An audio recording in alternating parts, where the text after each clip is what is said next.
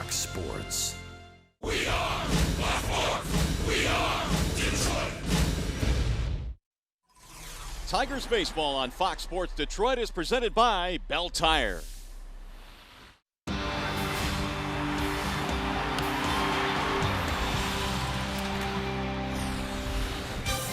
Justin Verlander has dominated the Twins over his career. This season is no different. A 2-0 record, a 0.75 ERA this season against Minnesota. JV hoping to dominate him again here today, and a great day for baseball. Welcome to Comerica Park. Final game of the series featuring the Minnesota Twins and your Detroit Tigers. Hi again, everyone. Welcome to Tigers Baseball. Mario and Pemba, Ron Allen, glad to have you with us here for the final game in this series. The Tigers, a big win last night, Rod. They scored a lot of runs late, right in the middle of all the scoring. Torrey Hunter, and really when you look at what he's done this year in the 2 spot in the lineup, he has been absolutely fantastic. Well, not only this year, but it's been a wonderful transformation watching Torrey Hunter throughout his major league career. Here's a guy, when he first came to the movies, he was a dead pull hitter. He was batting right in the middle of the batting order for the Minnesota Twins. But the last 4 or 5 years or so, he has turned into a guy that will bunt for a base hit. He will hit behind the runner. He will go deep if you still challenge him inside, but by and large, he's trying to hit the ball the other way, and because of that, take a look at where he ranks as number 2 hitters in the game of baseball the last calendar year.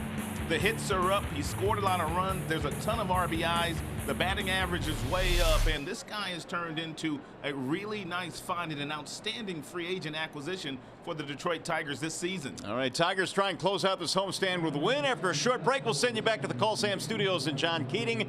Coming up today, the Tigers and the Twins. The grudge match coming up. Final game of the series next on Fox Sports Detroit.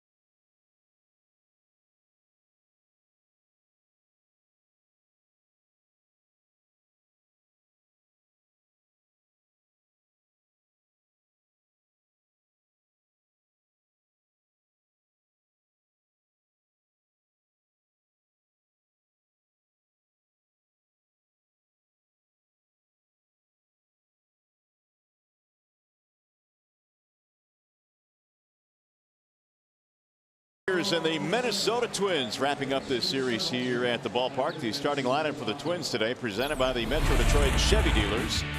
Brian Dozier at the top. Chris Herman will catch. You got Justin Morneau at first. Willingham back in the lineup as the DH. Domit, then Plouffe. And a bottom three of Cleet Thomas, Wilkin Ramirez, and Doug Bernier gets the start at short here this afternoon on a overcast afternoon, but warm nonetheless. 83 degrees our game time temperature as Brian Dozier settles into the batter's box. And here we go. The first pitch of today's ball game is inside. 1 ball to no strikes on Dozier. Justin Verlander on the hill for the Tigers.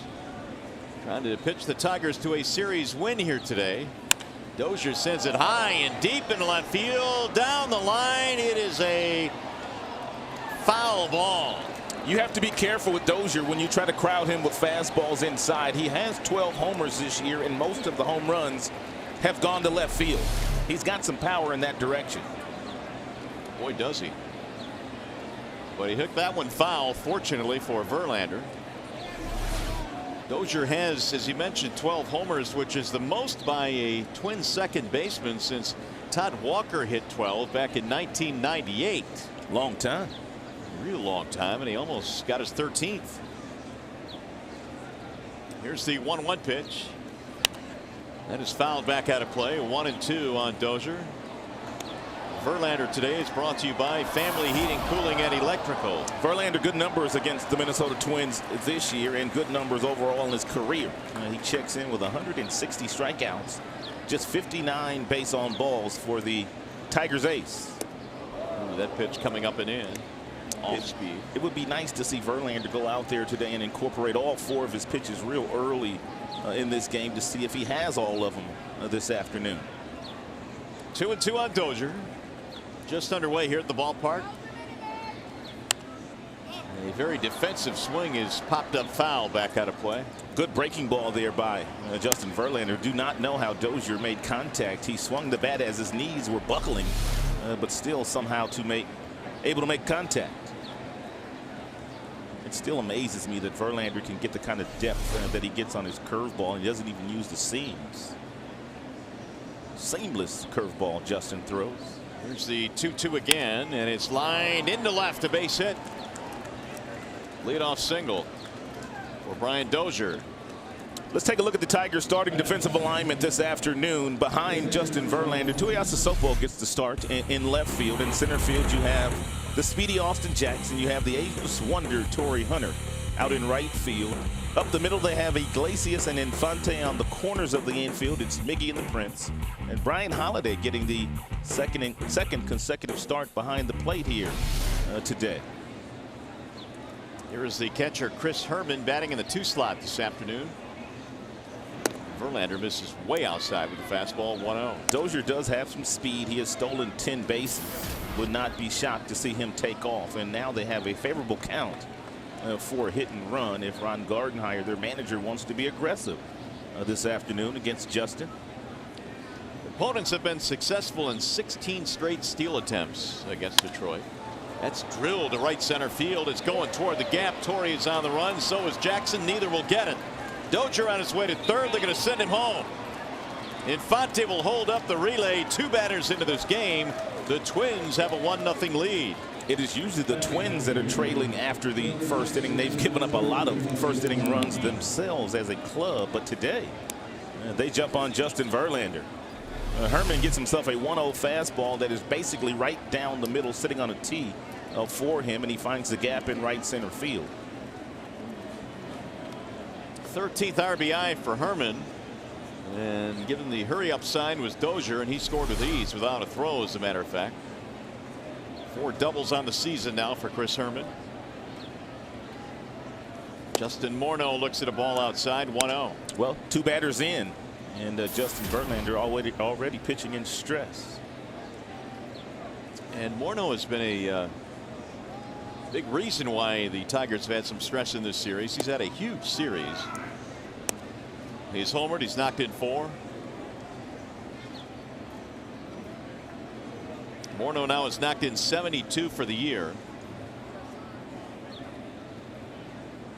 Trying to pick up another here with nobody out. Outside again. 3 balls, no strikes. JV has not come out crisp here this afternoon, giving up a single to Dozier and a double to Herman. And Jeff Jones, the pitching coach for the Tigers, may have to make an early visit out to check on his right-hander today. And there's a strike. 3-1. JV has not lost to the Twins since July of 2006. Nope, that's incorrect. 2010, I beg your pardon. July of 2010. That's fouled straight back. 3-2. And in that stretch, he's 9-0 with a 1.67 ERA, but they've gotten to him early today.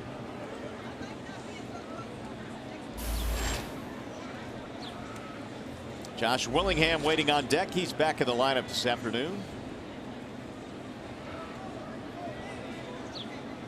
And the 3-2. Swing and a miss. He comes back to strike out Morneau. First of the ball game now for JV. Pretty good fastball here by Justin. A little tailing action at 94 miles an hour. It's a nice job of catching that ball as well by the catcher, Brian Pena. Excuse me, Brian Holiday. That was a nasty pitch. It was. We don't usually see Verlander throwing two-seam fastballs, but that one had two-seam action to it. By the way, Pena could have caught today, but Jim electing not to start him this afternoon.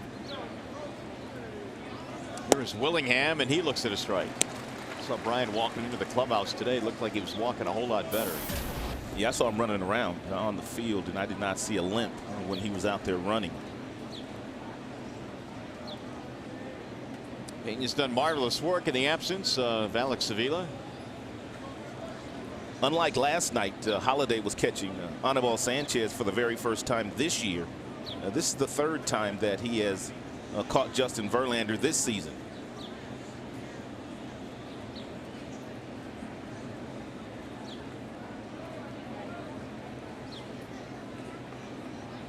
Here's the 0-1. Ooh, a beauty of a bender. It drops in for strike 2. He's got that real good curveball today. He's already thrown a couple of really good ones. Willingham 0 for 3 in the opener. Did not play yesterday. Has spent some time on the DL this year with a knee problem. Numbers are down a bit this season as compared to last year. In fact, quite a bit. Swing and a miss, and Verlander comes back with a couple of strikeouts. So he has righted the ship quite quickly. And both of the strikeouts that he's gotten on the fastball. He got a tailing fastball that he got Justin Morneau to swing through. And he climbed the ladder there against Willingham and got him to swing through a mid-90s fastball up in the zone. 2 outs now for Ryan Domit. Just 1 for 7 in the series, but he's walked a couple times. And it's in there. Strike 1. Fastball from JV. Not really good numbers against Verlander. 0 for 11 with 3 punch-outs.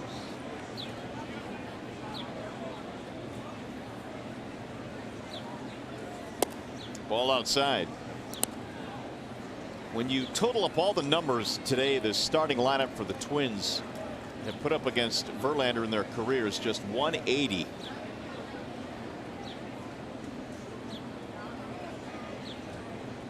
Here's the 1-1. Swing and a miss. 1-2. And they also have a team that has punched out 12 times in the first 2 games of this series. And it looks like as a team, they may strike out more this year than any year in their history. So they swing and miss a lot, which is odd, really, for a team that doesn't have a lot of power hitters. They got a couple, but by and large, most of these guys are kind of table setter kind of guys. Here's the 1-2. A little bit off the plate. Domit's got some pop in the bat. Of course, Willingham has got some pop in his bat. Morneau, but other than that, not many others. So Verlander trying to strand that 2-base hit after giving up the run. Here's the 2-2. Outside, 3 balls, 2 strikes.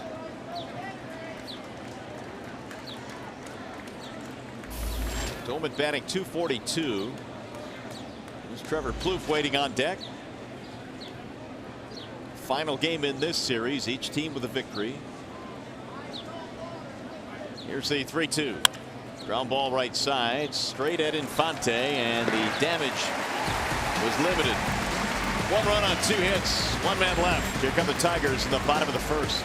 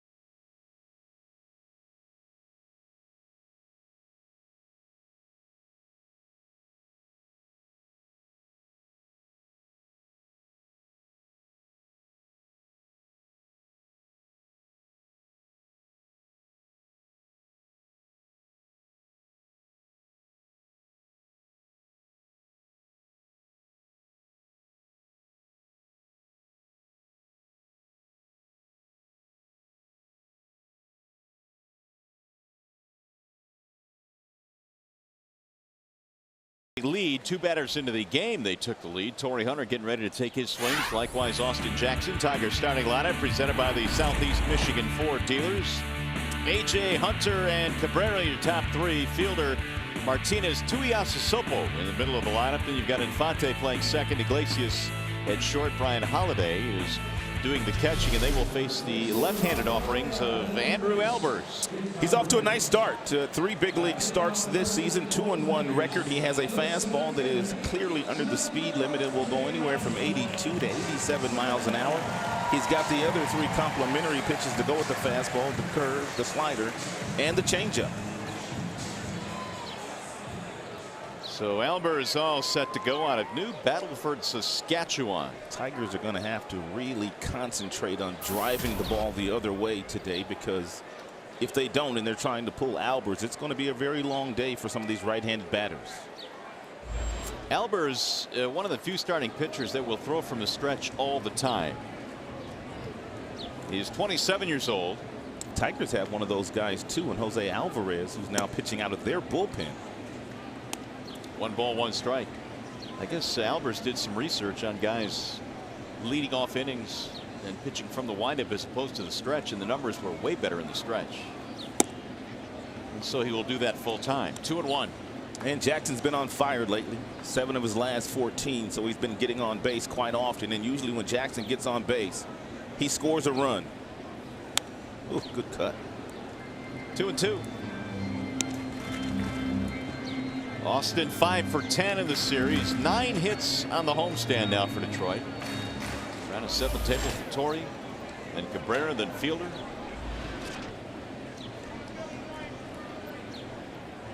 Here's the 2-2. Pulled foul, third base side. Here's why the opponents have to keep Jackson off the base path since he's come to the big leagues. The Tigers, their winning clip over 700 as far as the winning percentage is concerned. And when he doesn't score a run, of course, they don't perform very well. 2-2 the count. And he missed. 3 balls, 2 strikes.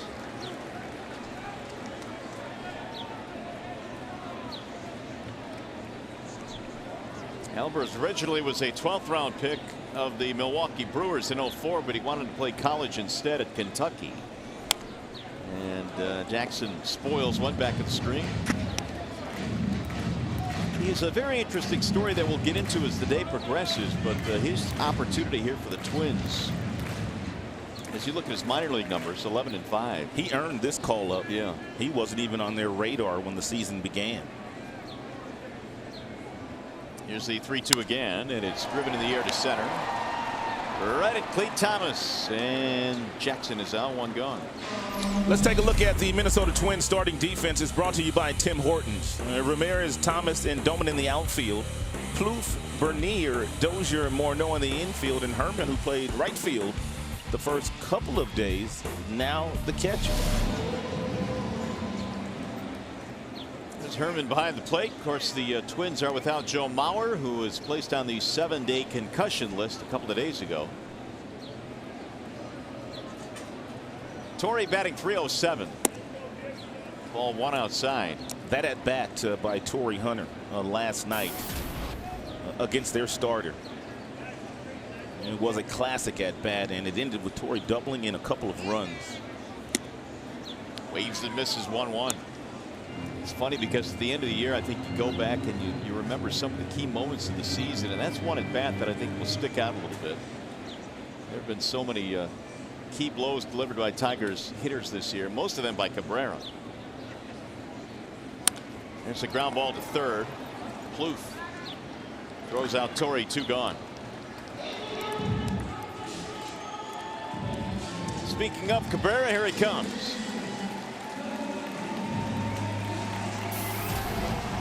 .358 batting average. He knocked in 3 in the ball game last night. And Miggy is one that if you try to sneak a fastball by him on the very first pitch of any at bat, usually he doesn't allow you to do so. We'll see how Andrew Albers attacks the best hitter in the game. Cabrera, with his late double last night, extended his hitting streak to 8 consecutive games. Fouls off the first pitch, 0-1. Very important for Albers to have great command throughout the game if he's going to beat the best offense in baseball. Fastball gets up to 88, which means he's got to locate it on the corners. He's got to stay south of the knees. Every now and then you can elevate, but by and large, you have to live down in the zone. There's a high drive into deep right. Right in front of the warning track. Doman hauls it in. It's a 1-2-3 inning.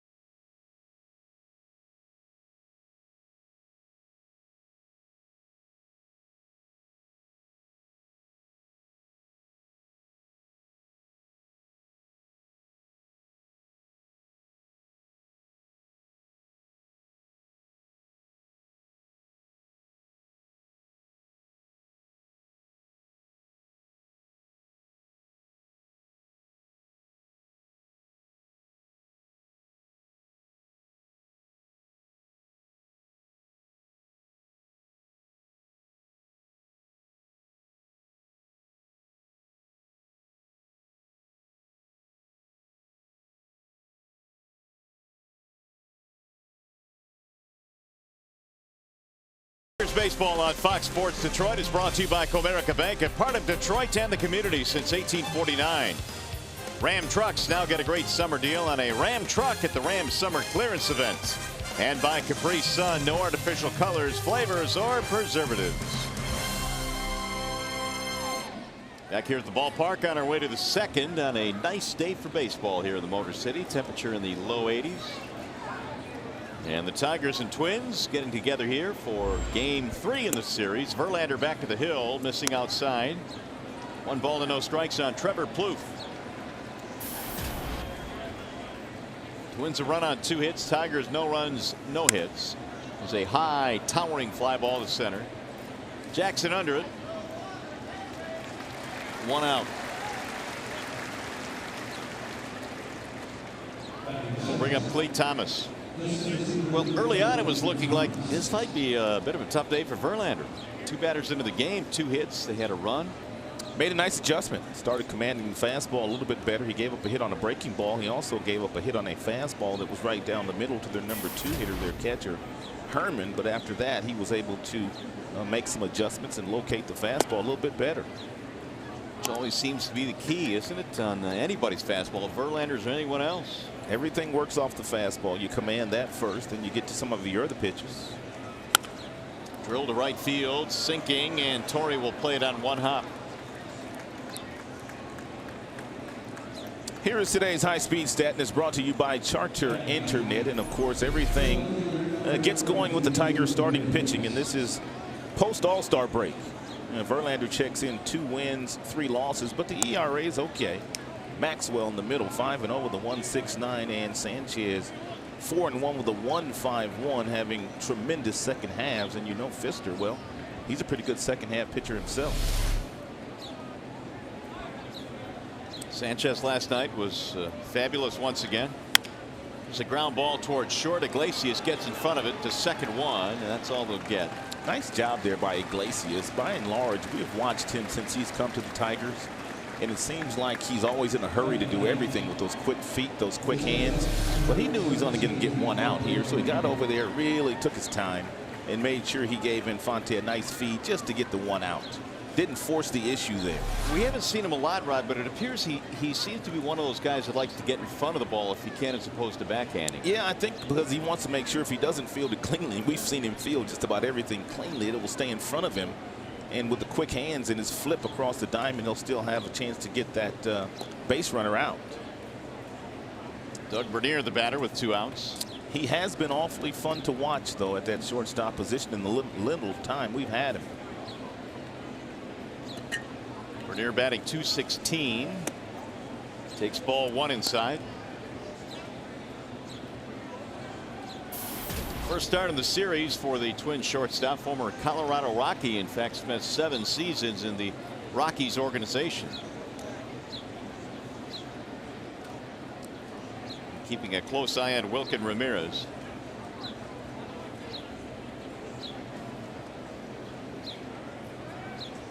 And again, Verlander throws over to first base.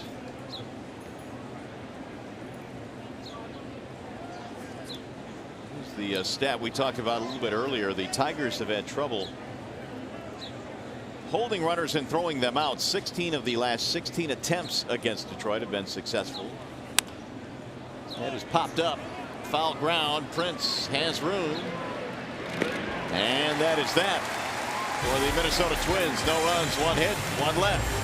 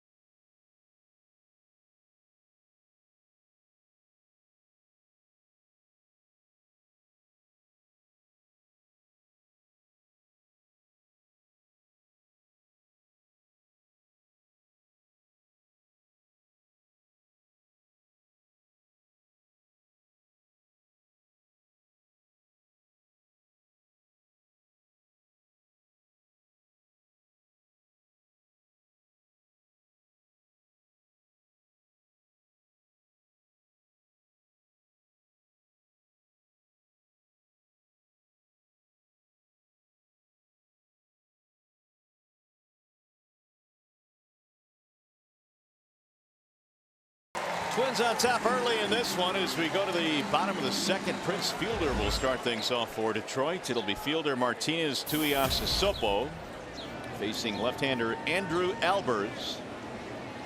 He got the Tigers 1-2-3 in that first inning. Albers doesn't waste much time. He works rather quickly on that mound. Grabs that ball back from the catcher Herman and looks for that next sign to deliver that next pitch. 2 balls, no strikes. Your defenders love playing behind guys that work at a pretty crisp pace. Fielder 1 for 8 in the series. Twins up until last night were playing pretty good defense. Yes, they were. Ball high. Now the count goes to 3-0.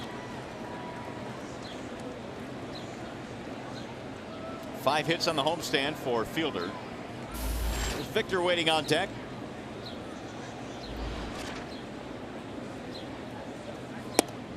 And a strike called, 3-1. Albers, a native Canadian, played for Team Canada in the World Baseball Classic. Drilled to left center field. That'll get down. Base hit. Thomas over to cut it off. Prince taking the turn, going for 2. Here's the throw, and he's out by 1.5 miles. 2 miles. Okay, 2 miles. A single for Prince. And he was a dead duck. Real nice approach here by Prince, though. 3-1 fastball. Take a look at him pull his hands inside and barrel up this inside fastball and drive it the opposite way into the left center field gap where he made his mistake. He's hustling out of the batter's box, but he's got his head down. Cleet Thomas got over there in a hurry, and Cleet's got a pretty good arm. We know that because he used to wear the Tigers uniform. He can throw. That was right on the money. Fielder tried to dance around the tag with no luck. First hit of the ball game for Detroit. Bases are empty and a strike called on Victor Martinez. 5-game hit streak for Victor. Big series, 4 out of 8. He's going to hit 300 again. Well, at 285, not much to go. After spending the first 2 months of the season in the low 200s. 300 is certainly the area that Martinez is accustomed to. From both sides of the plate. Shoot this one in the air to shallow right field, and it's going to drop. Base hit. 1 on, 1 out. By the way, if the Tigers combine for 3 or more home runs in this game, bring a copy of the box score to a participating Arby's location tomorrow, and you will get a free small order of curly fry. Here is Tuiasosopo. He's starting at left here today for Detroit.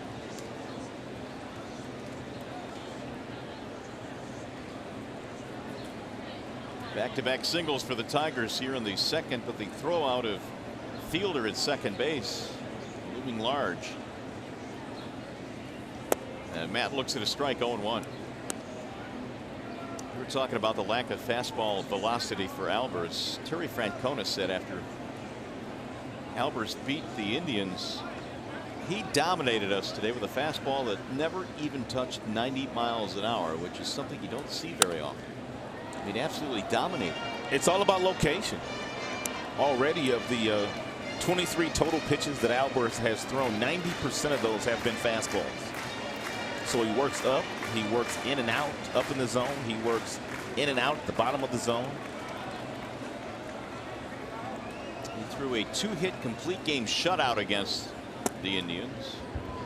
There's a ball outside, 1-2. He also has a real slow curveball that will go all the way down to about 65 miles an hour. We haven't seen it yet, but it's about time for him to throw it.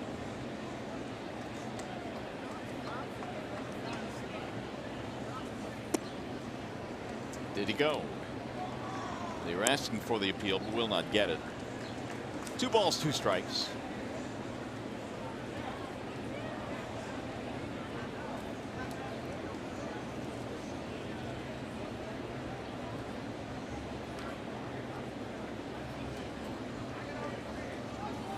Swing and a miss, and Tuiasosopo is out.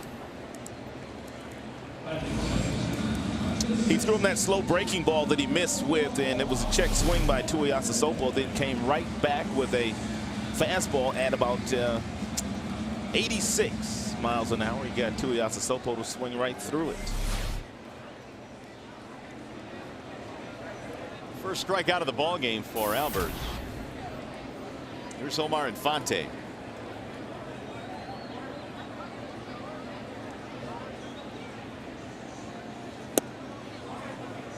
Albers this year was an all-star in AAA.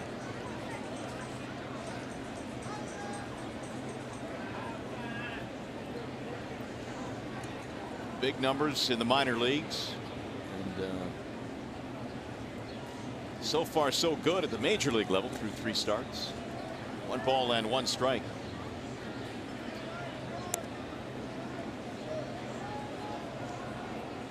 Infante 311, 1 for 8 in the series.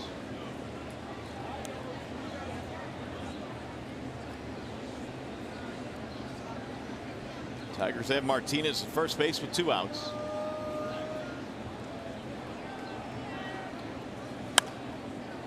Back out of play down the right field line, 1-2.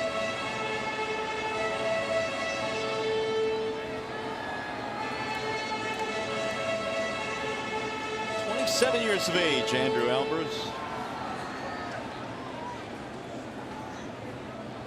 He's had Tommy John surgery in his past. In fact, he's had a couple of procedures on his elbow. There's a soft liner to left, base hit. Out of the reach of Trevor Plouffe. Martinez moves up. Third Tigers hit of the inning as we look at the ratio now on the left-hander Albers. We got the Tigers 1-2-3 in the first inning. He's thrown 30 now. And we'll see if Iglesias can deliver the 2-out hit. Jose's been on a tear. He's 9 for his last 15.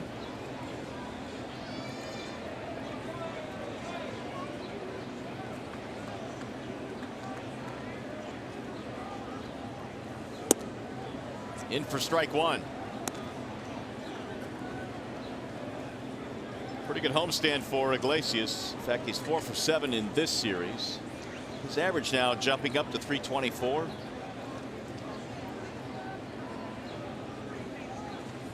Inside, backed him out of there. J.B. Shuck of the Angels is second on the rookie average list. David Lowe of KC.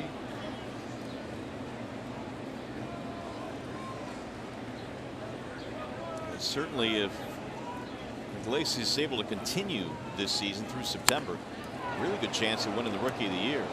And that and the fact that the other gentlemen that were on that list, none of those are really playing in a pennant race.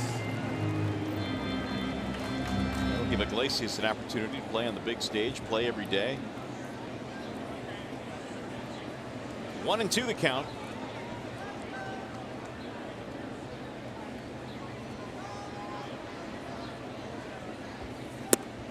Got him, strike 3. Albers pitches out of trouble here in the second. That is his second strikeout of the ball game. Tigers baseball today is presented by Bell Tire.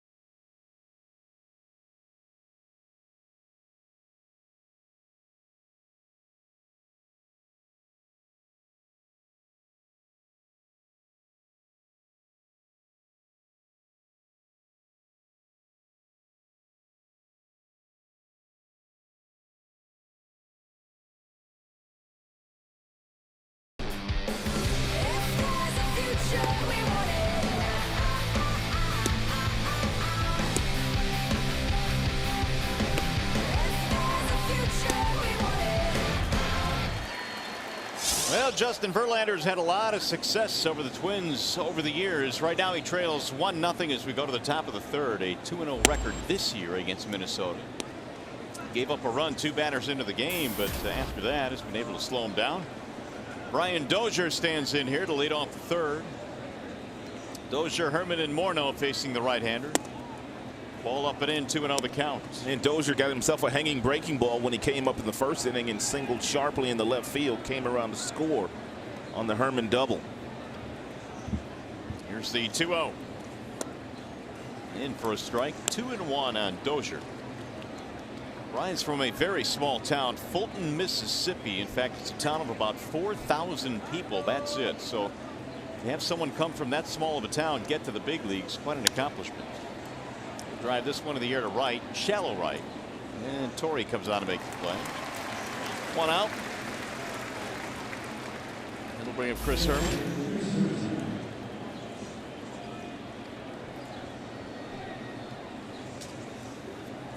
Season series between these two ball clubs. They played 15 games. Tigers have won 9 of them. Including 6 of those here at home. 6-3 at home against the Twins this year.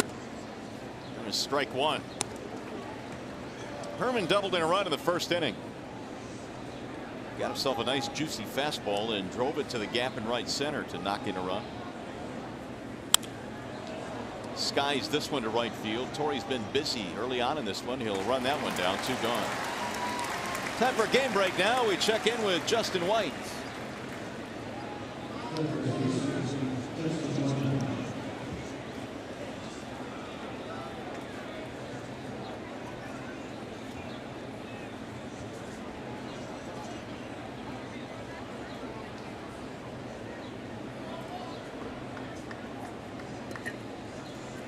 All right, Justin, thank you.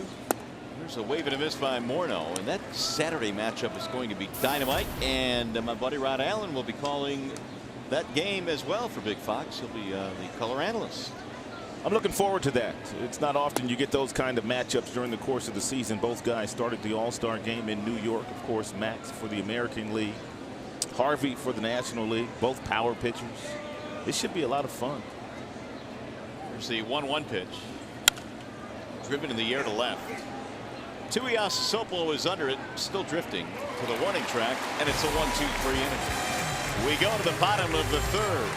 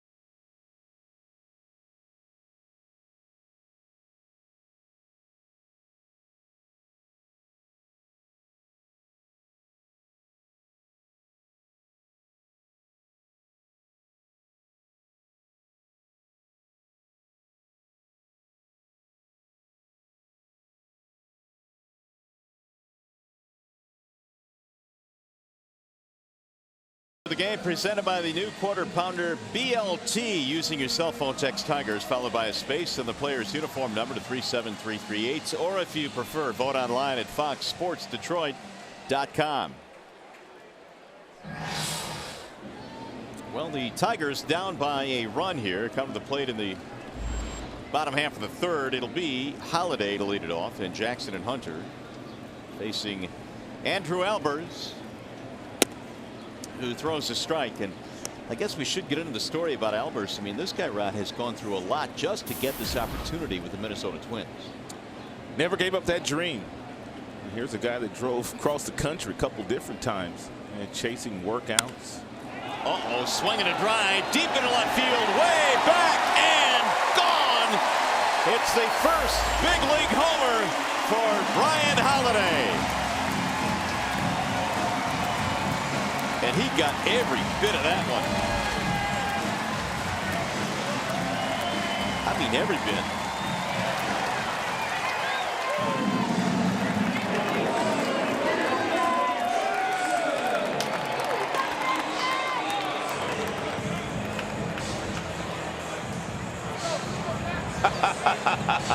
A little silent treatment in the dugout. We were just kidding. Well, what a feeling for Brian Holiday. There's a drive to left center field, and that ball is going to drop. Jackson will hold up with a single. Jackson has been on fire lately. He is now 8 for his last 16. What a feeling for Holiday. Last night it was Holiday getting it started for the Tigers in the 7th inning when they finally took over the game against the Minnesota Twins. Today he gets them on the board with his first round tripper of his career.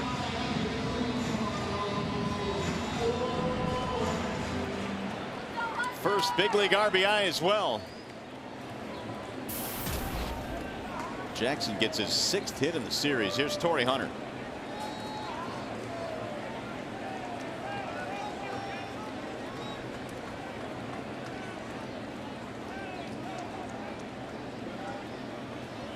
Torrey drops down a bunt. It'll go foul. Good idea. We've seen Torrey do that quite often. We talked about Torrey at the top of our show today and the fact that he has really transformed himself from a guy that when he first came to the big leagues, a power hitter that loved to pull the baseball, to one of the best #2 hitters in the game. He'll bunt to move guys up to the scoring position. He'll hit behind the runner. He'll take the base hits the other way to drive in big runs. What an acquisition.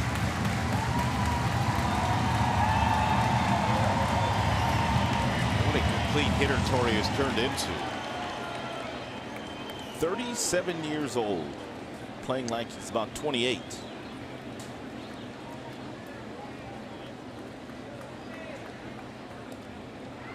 Well, you've said this many times. Maybe the best spot in all of baseball to be parked in any lineup would be right ahead of Miguel Cabrera.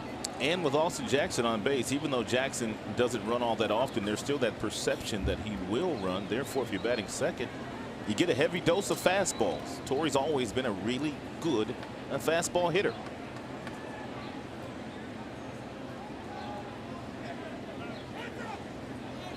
Torrey taking time as Albers takes too long. Grounded out his first time up, 0 for 1 for Hunter.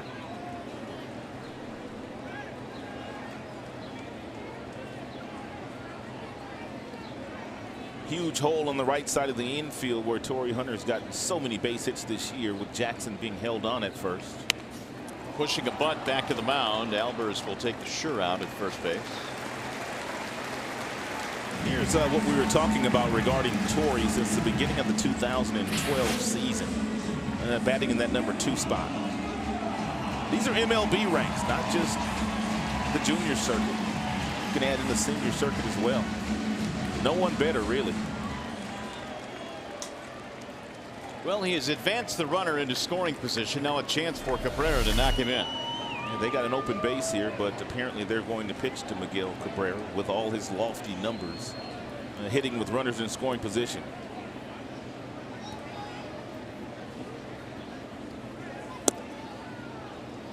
Strike call to 1-1.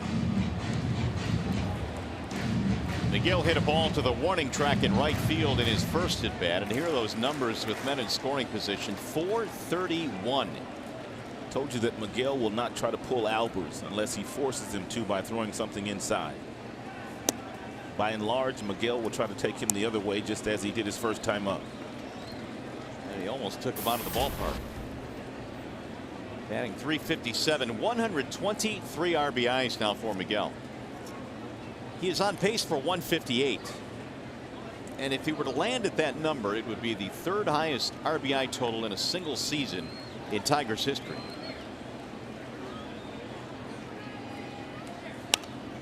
Foul straight back, 1-2. I don't think there's one person in baseball that really doesn't believe that he can't get there. I certainly believe it. Hank Greenberg at 180, which is the Tigers record for a single season.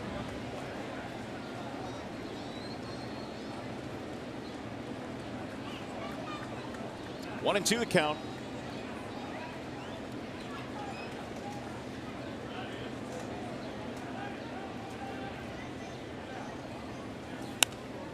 He'll fight that one off, back out of play. Leadoff home run by Holliday. His first big league homer has tied the game at 1. Jackson standing at second for Cabrera with 1 out.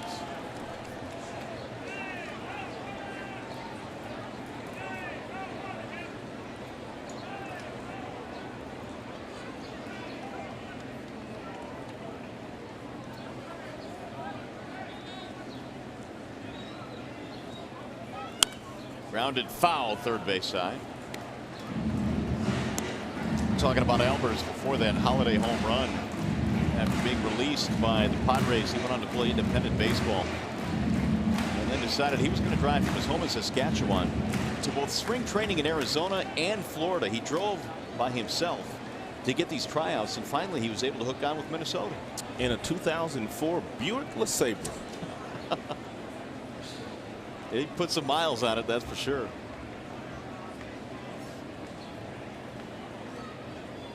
Now the 1-2. Checked it, and he did not go. Not only that, but when he made those journeys across country, he was going to Arizona looking for an opportunity, right? And then that opportunity all of a sudden wasn't there in Arizona, so he got in the car, drove to Florida looking for another opportunity.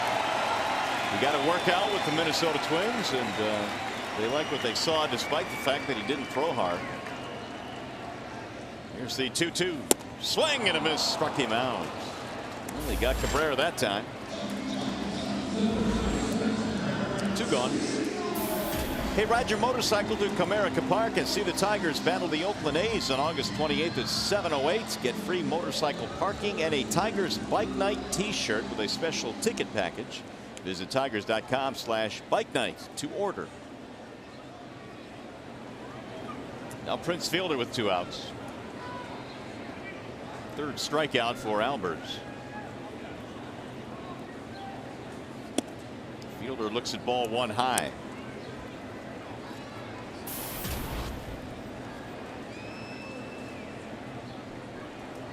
Prince had a single back in the second, tried to stretch it to a double, and was out by a wide margin.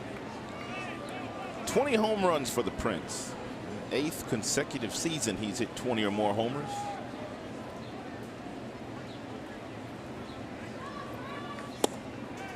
And he takes a strike on the outer edge. Most of those seasons, Prince did not stop at 20. He went well beyond.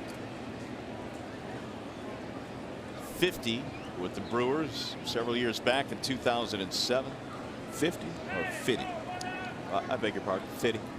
With 119 driven in that year. Here's the 1-1, and it's inside. 2 balls, 1 strike.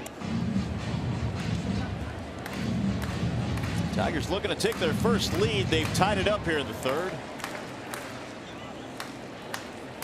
On Brian Holliday's first major league homer and first major league RBI.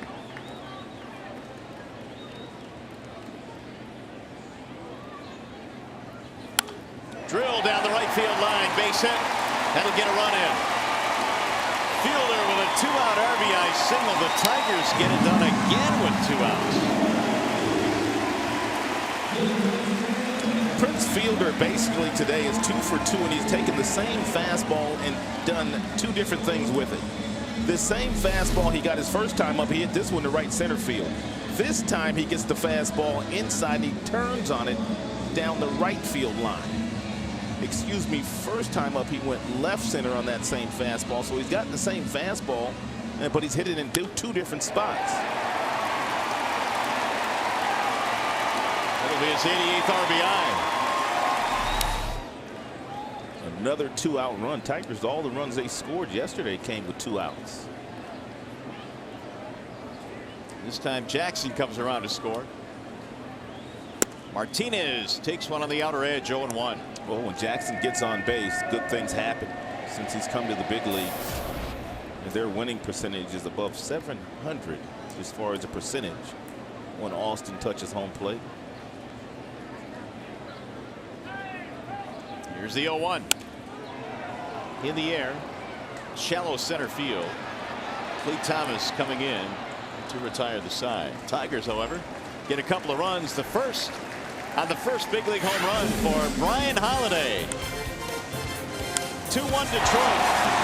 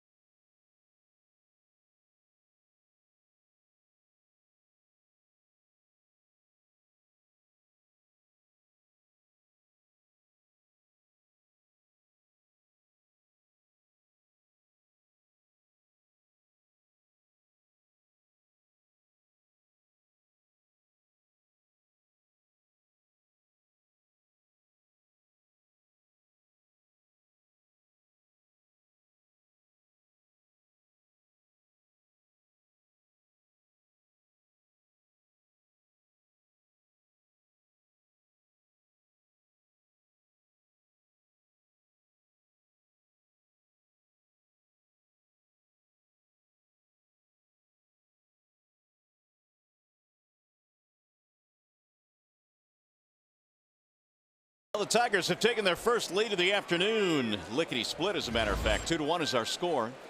Home run by Holiday, who celebrates his first big league homer. And then an RBI single by Prince.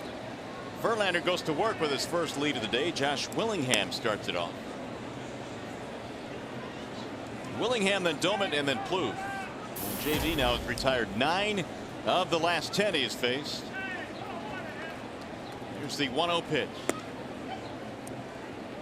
Willingham struck out back in the first. A couple of strikeouts in that inning for JV.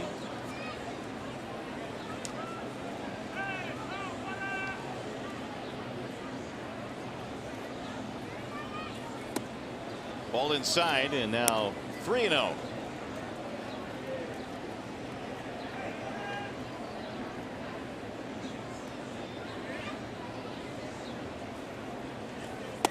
He is taking, that is inside. He walked in, ball 4. Leadoff man on. See, first walk of the game now for Verlander. Here's Ryan Doman.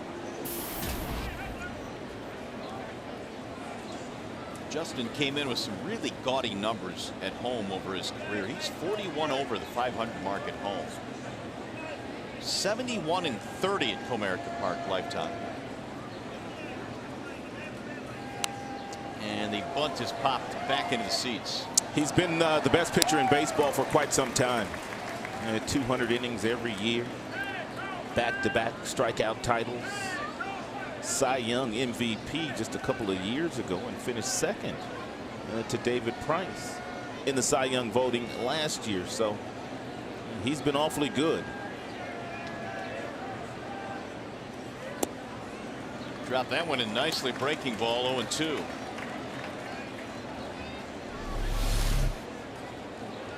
A little bender at about 76 miles an hour. Verlander in his last start went 8 against the Royals, gave up just 2 runs, but the Tigers lost that game 2-1. Lifted in the air, shallow center field, and it's going to drop out of the reach of Infante. They almost got a force at second base. That's too bad that Justin Verlander made such a really good pitch there to Dozier. A changeup that was down that looked like it was going to be an out, but looked like Infante shied away from the baseball because he was in fear of maybe some contact there with Austin Jackson.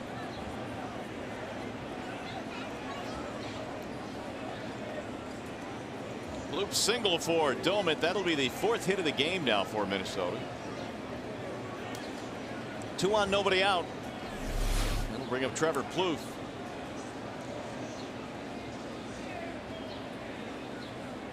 Plouffe flied out to center, his only time 0 for 1.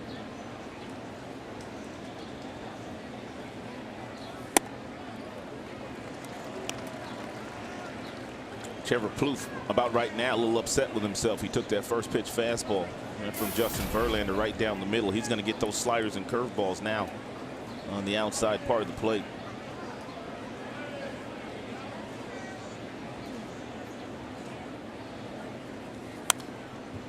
Fouled straight back. Went right back in there with another fastball. Well, he's almost assuredly now going to see something with a wrinkle in it, isn't he? Well, he's a dead pull hitter. We've well documented that since Plouffe has come to the big leagues. And if you want to get him out, you probably should pitch him away. If you want the strikeout, if you want contact, maybe a double play, you go back inside. You jam him, see if he'll hit something weakly in the infield. But if you want the strikeout, the best way to get the strikeout is with a breaking ball, slider variety.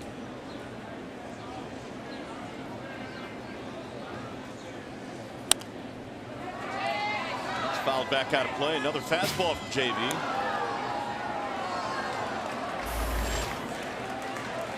Plouffe unable to put it in play. No balls, 2 strikes. Tigers 2 runs, 6 hits today. The Twins a run on 4 hits. Verlander had a 9-pitch 1-2-3 third. Swing and a miss. Nothing but fastballs to Plouffe. That last fastball was up and away from Trevor Plouffe at 95 miles an hour.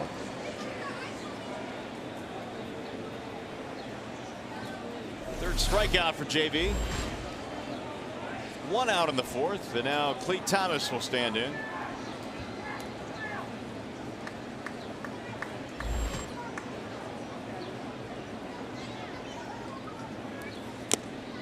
Foul tip into the glove, 0-1. Verlander was pitching in a little stress back in the first inning. They had already scored 1 run. They had a runner standing at second base, but he struck out the next 2 batters. Kind of looking like Justin Verlander of 2012. Now it's 0-2. Seemed like if Verlander allowed a runner to get to second or third with less than 2 outs, he simply put his foot on the gas pedal. And on many occasions, that runner would just stay stranded at second or third base. Really was impressive. Here's the 0-2. And he went around, strike 3. So Thomas is out of there.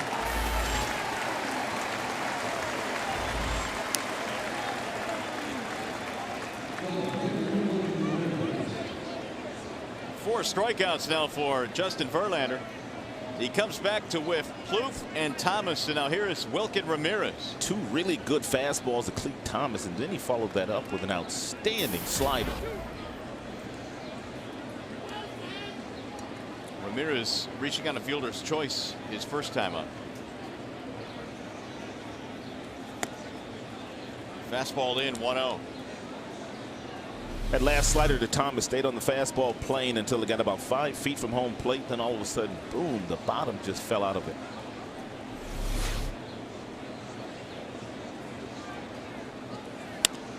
Check swing, little pop up back to second, gonna drop, base hit. You got to be kidding me. That is gonna tie the game on an excuse me swing by Wilkin Ramirez. 2-2 ball game. That'll be a 6th RBI. Not a bad pitch. But Wilkin Ramirez is able to reach out there and put the ball in play out of the reach of Infante. So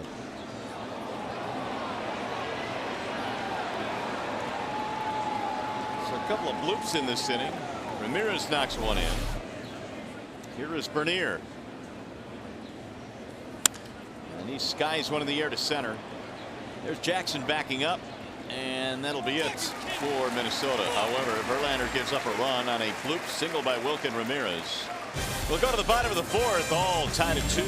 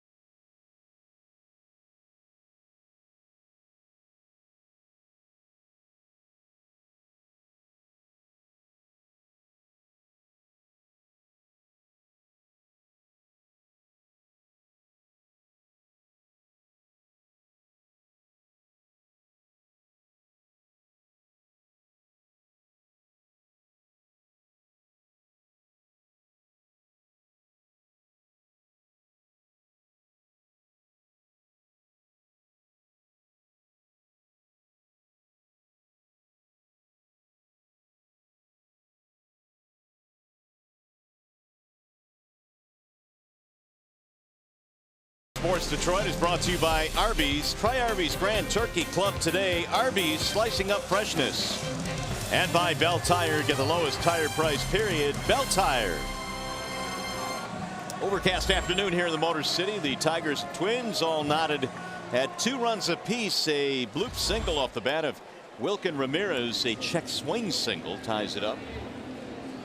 And so the Tigers go back to work here in the 4th inning. Matt Tuiasosopo leads it off. Sends a ground ball to short. Bernier backs up on it from the grass. He'll throw him out. 1 gone. Tui now is 0 for 2. We'll bring up Infante. Make that 0 for Tui for Matt. Infante had a single back in the 2nd.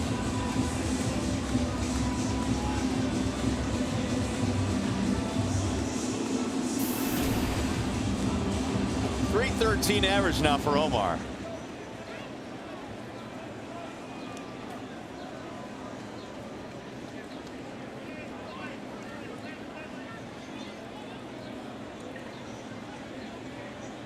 Albers missing outside 1-0. Omar, a couple of hits in the series. Tigers actually had 3 hits in the 2nd, but couldn't get a run in. Had a runner thrown out at second base. There's a drive caught on a leap by Brian Dozier. Nice play. Infante scalds one. They make a leaping play, and a couple of bloops get a run in for the Twins. Baseball, as you like to say, can be a funny game. No doubt about that. And 1 step to the left, and Dozier elevates. Takes away what would have been the 2nd single of the afternoon from Infante.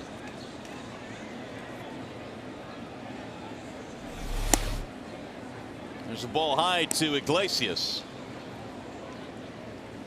Struck out looking back in the 2nd. And now batting .323. Bouncing ball, diving stop at first by Morneau. He'll tag the bag himself, and a quick 1-2-3 inning for Andrew Albers.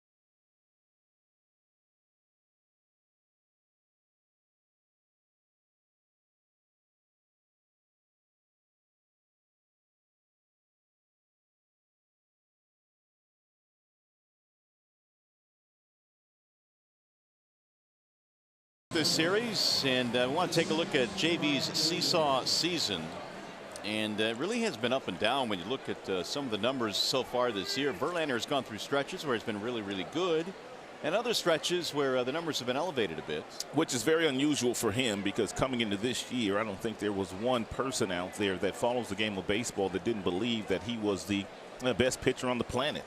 But this year has been challenging for the Tigers right-hander. Well, he's back to the hill. He gave up a bloop single in the 4th inning to tie the game, and it's 2-2 as we go to the 5th. And JV missing high to Brian Dozier. Herman and then Morneau to follow. Dozier had a single and scored a run to start the game. Missed it low, 2-0. We're talking last time he was up about Dozier being from a small town, Fulton, Mississippi. Not too many scouts came to his games. There's only about 4,000 people in Fulton. But he ended up going to Southern Miss. A lot of the bigger schools, I guess, never saw him play in high school, so they did not recruit him. Dozier, here he is in the major leagues. 7-game hitting streak right now. The 2-1 pitch popped up left side of the infield. Cabrera straddling the line, and one gone. So a 1-for-3 afternoon now for Dozier.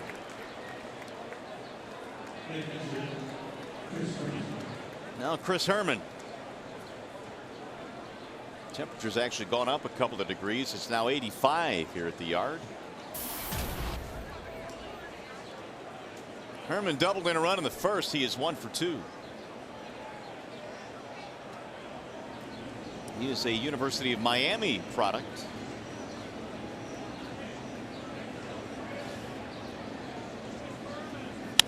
And he sends one back up the middle into center. Base hit.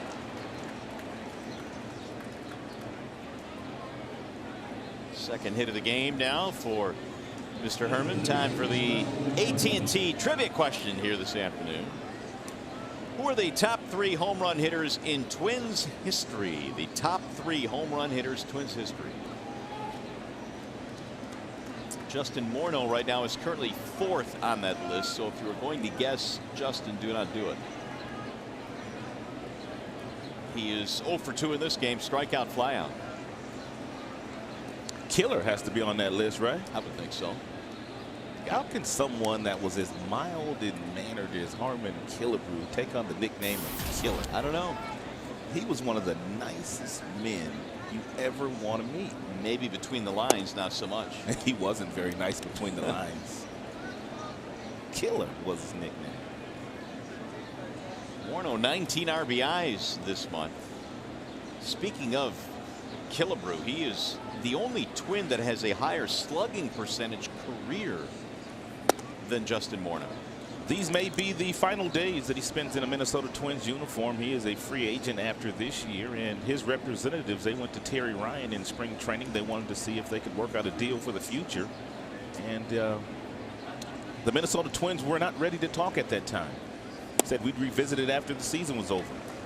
Well, and I guess you can't blame him. And he was coming off the concussion injury, and the numbers certainly had not been where they were when he was an MVP earlier in his career.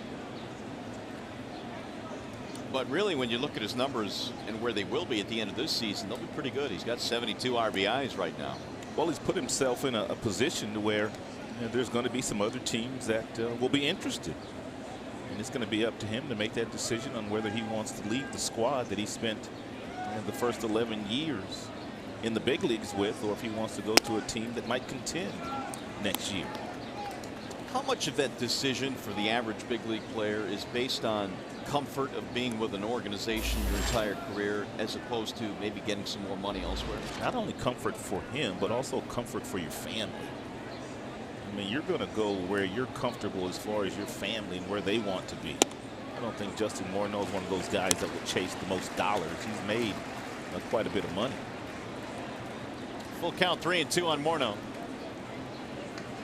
He's been a model citizen in that Minnesota Twins uniform. And for so many years, we've talked about the M&M boys, Mauer and Morneau. 3-2 runner goes, and it's a ball high. They will appeal. He did not go. It's a walk.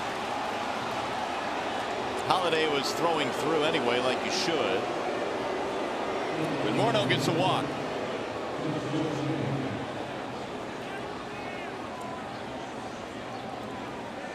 Second walk of the game now for JV.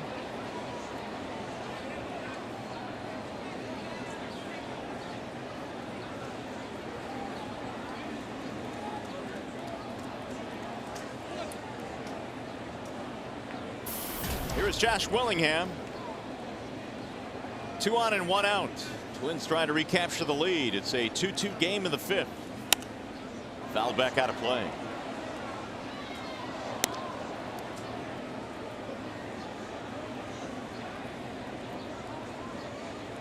Willingham last year hit 35 home runs. He's had knee problems, which has kept him out, well, about a month this year, and that has cut into his numbers. The 0-1. Fly ball. Shallow right field. Long run Hunter, and it's going to drop. Foul. Well, the way things are going, I'm surprised that didn't drop in fair. Just outside of the white line.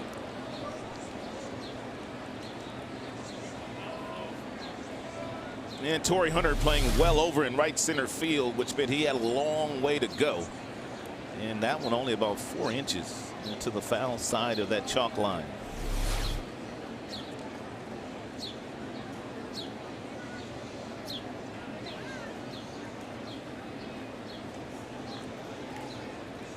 No balls, 2 strikes on Josh Willingham.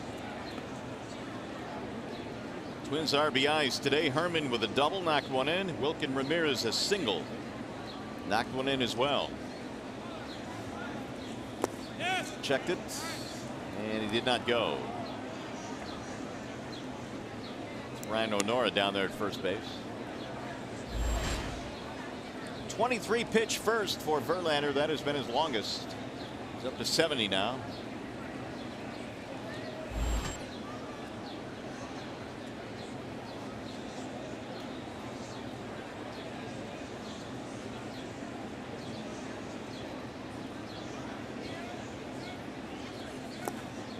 Good block by Holiday. Wasn't it Brian O'Nora who's behind the plate last Sunday in Boston when Ryan Dempster threw at Alex Rodriguez? I believe it was. Dempster said he did not do it intentionally, but he got himself a nice lengthy suspension. Were you buying that? No. He was just pitching inside. Yeah, He's trying to get in on it. Oh, that one just missed. You can tell when JB gets frustrated with certain calls. He's got that little extra stare in, and he thought he had that one there. And he wanted it badly. Now it's 3-2.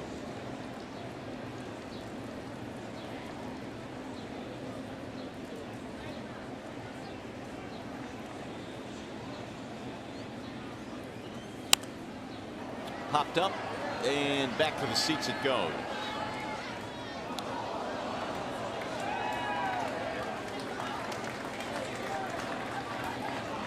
Verlander came into this game among the league leaders in strikeouts. He was ranked 6th, actually 7th in the American League with 160 punch-outs, which is about 8.5 per 9 innings. But he's been limited in that regard to 4 today.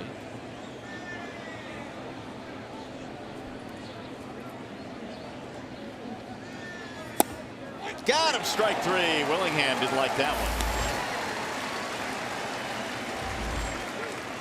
2 gone. After a steady diet of off-speed pitches to Willingham, Verlander reached back to get a little extra. 96 with his fastball, and it looked like Verlander may have gotten the benefit of the doubt on that call. It is borderline at best. Ooh, yeah, best is right.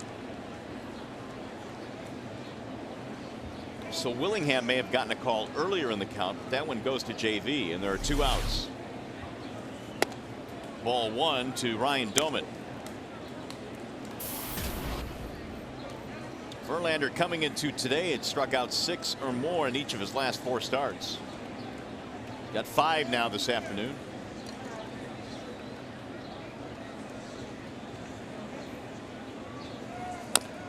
Rolled foul. 1 ball, 1 strike.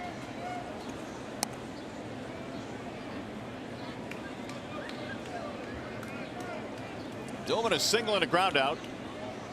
2 runs, 6 hits for both teams today.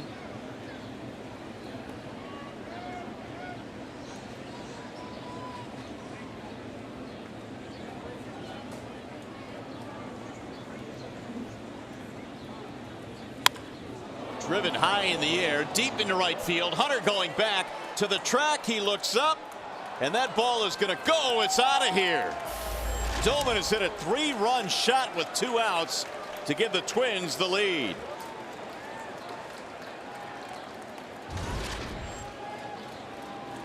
And he hit it to the gap in right center. It's deep out there in right center, and Hunter can only watch it fly. And he did most of this damage by himself because Verlander flipped a curveball up there at about 77 miles an hour in a huge swing by Doman. And he made contact, and I mean he made huge contact.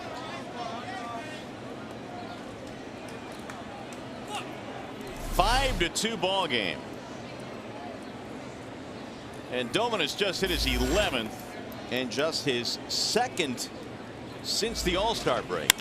There's a ground ball, base hit to left. It is just so odd to have watched this year, and we just put it up there, the seesaw season of Justin Verlander, and to watch a guy that has this kind of skill set give up as many crooked numbers as he's given up this year. Well, we often talk about a lot of times it comes down to location. I mean, can you simplify it that much? I don't know exactly what it is, but man, he's had a lot of starts this year where he's given up 5, 6 runs. He has had 3 starts this year in which he's given up 10 or more hits. He's given up 8 in this ball game today.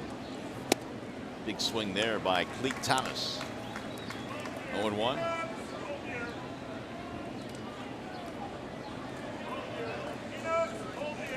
Doman was 0 for 11 coming in against Verlander today. And he had bloop single his last time up that got over the head of Infante. Then he played, put his big boy pants on for that last one.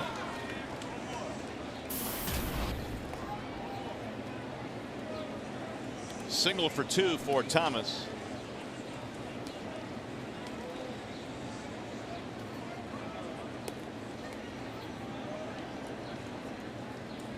Three-run shot by Ryan Doman, and it comes with 2 outs after a single by Herman, a walk to Morneau. Action in the Detroit bullpen. There's a fly ball toward left field. Tuiasosopo is on the run. He'll get there. Inning is over. 3 runs into the homer, and you're watching Tigers baseball today, presented by Bell Tire.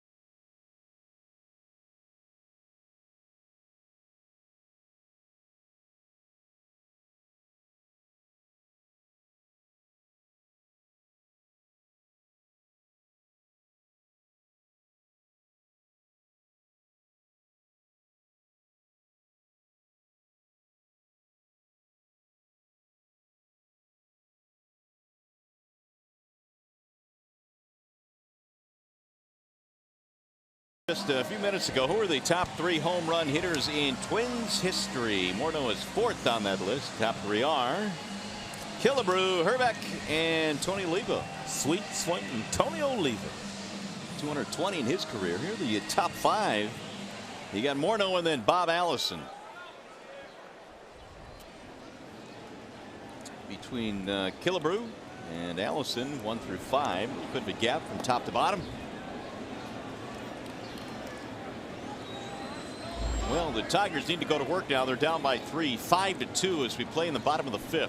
A lot of baseball to be played here. Albers is not overpowering, although he has held his own against the best offense in baseball. But the Tigers are averaging over 5 runs a game, which is the best in the majors.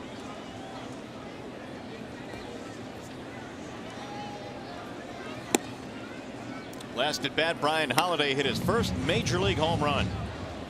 And then the majority of his teammates gave him the silent treatment when he got back to the dugout, which is not an odd thing when a guy hits his first big league homer. Pretty typical. There's a strike call, 2-1. They're having a lot of fun. They've got a first place club. They're very loose down there, led by their skipper, Jim Leland.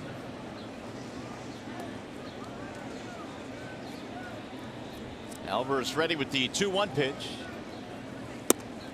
And it missed outside. 3 balls, 1 strike.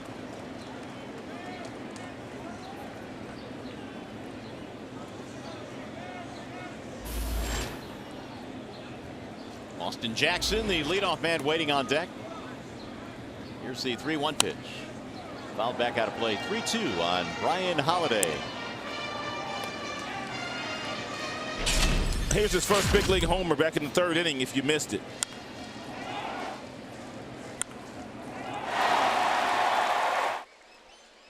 And then the old silent treatment. Anyone? Anyone? Nah, we're just kidding.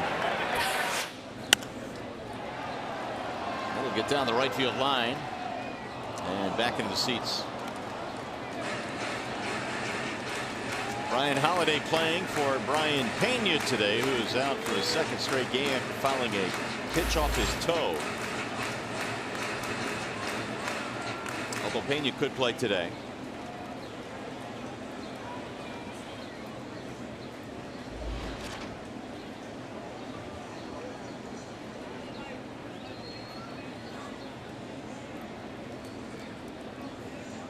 Three-two.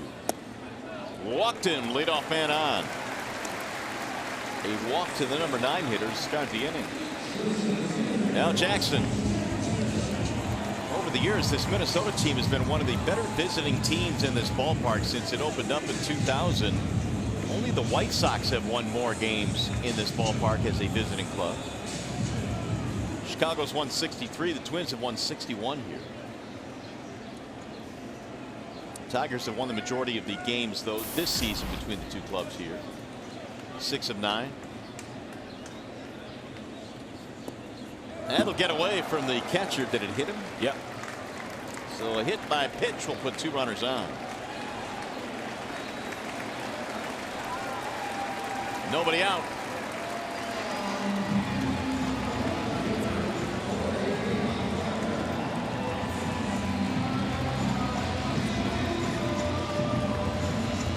Albers, meanwhile, is heading into the meat of the Tigers lineup. And Jim Leland was talking about Torrey Hunter before the game, and this is a classic at bat last night against Kevin Correa. You could see every single pitch that Torrey Hunter got from Correa. He was trying to hit the ball the other way. And once he got ahead with 2 strikes, he went into emergency mode. That last ball he fouled off before the base hit to right field to drive in 2 was a great pitch by Correa, but somehow Torrey able to foul that one off before he got something that he could handle. He looks at strike 1. Those same 2 gentlemen that were on base in the 7th inning last night are on base right now in the 5th inning, Holiday and Jackson. Torrey had a sacrifice in his last at bat. 0 for 1 otherwise.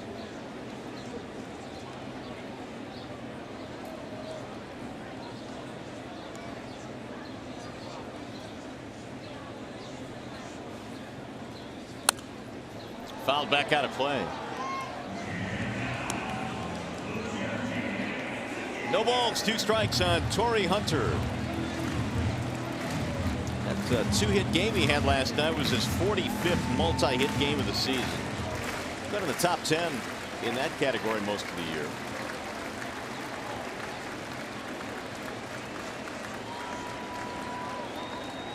Adrian Beltre of the Rangers now has 50 multi-hit games, which leads the AL. Swing and a miss, and Torrey goes down, 1 away.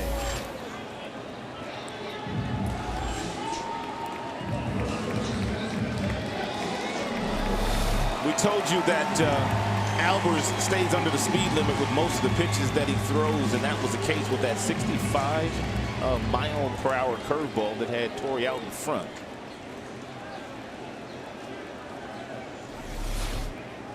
So here is Cabrera, 1 swing of the bat away from tying this one up.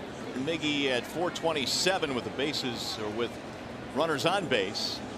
He has come right after Miggy with a lot of 86-mile-per-hour fastballs. Here's another one. 0-1. Strikeout flyout for Cabrera in this game. And Miguel asking the home plate umpire Bill Welke, was that last pitch I swung at a strike?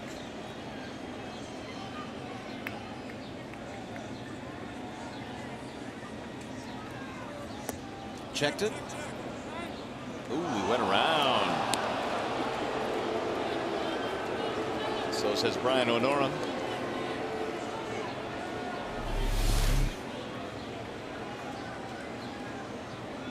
Good call by Brian O'Nora.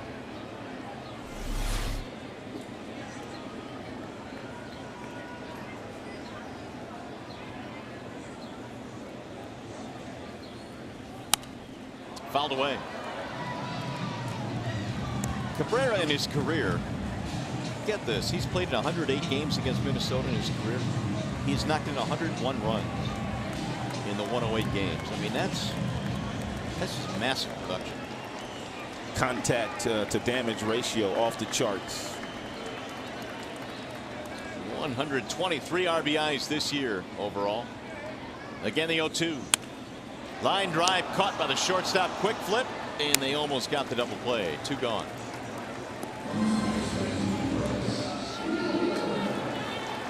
That'll bring up the Prince.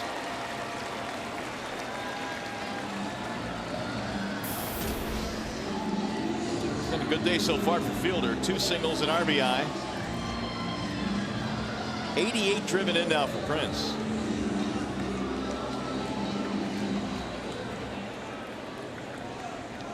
Day or night, he's in the lineup. Day games after the night game, doesn't matter. Fielder is always in there. Prince now has played in 470 consecutive games.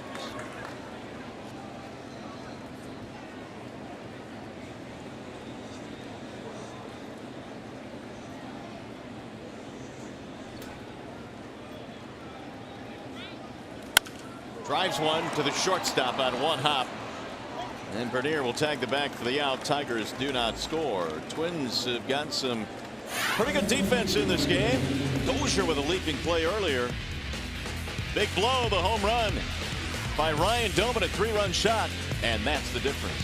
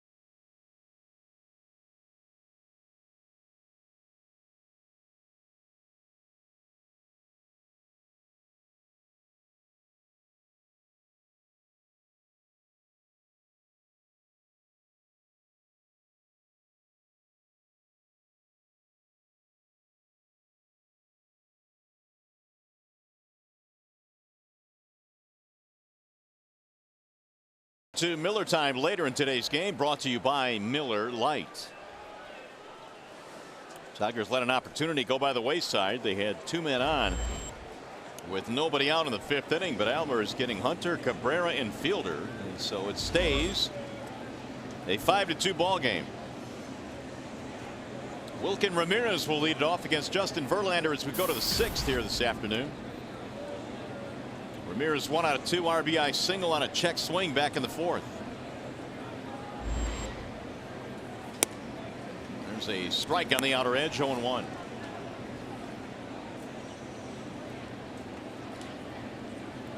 Six-game streak now for Wilkin Ramirez, the former Tigers prospect.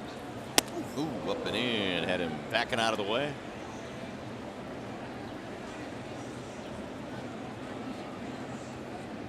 Ramirez, when he came up with the Tigers a couple of years ago, homered for his first major league hit here at Comerica. He's going to smoke that one foul way down the left field line. 1-2 on Ramirez. Always had the physical skills that were extremely impressive in the minor leagues. Big guy that can run. Here's the 1-2. Bouncing in, 2 balls, 2 strikes. Tigers just traded away a guy that was thought of to be the same as Wilkin Ramirez and Avisail Garcia. Both 5-tool players.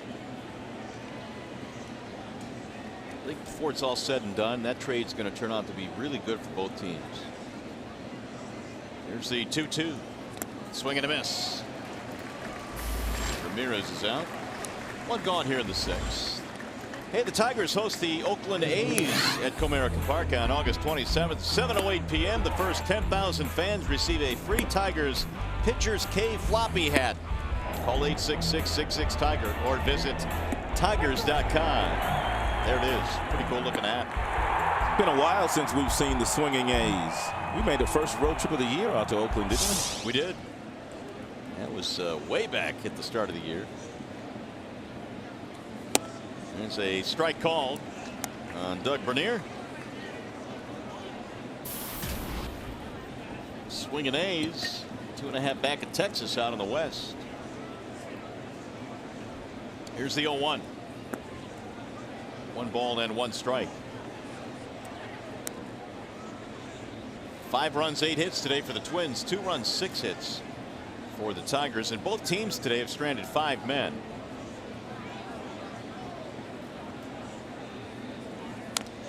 Off the end of the bat foul. 1-2 on Doug Bernier. Tigers stranded 11 base runners yesterday, somehow able to win that game against Minnesota. Yeah, they got away with it. They had 13 hits. As you look at the numbers on JV, 5 earned runs in 5 1/3, 6 strikeouts.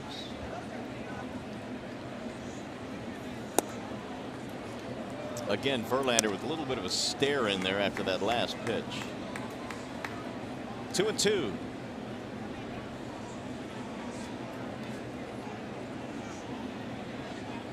Here's the 2-2 pitch. And it's pulled on the ground at third off the glove of Cabrera into left field. And Bernier is on with the 1-out hit.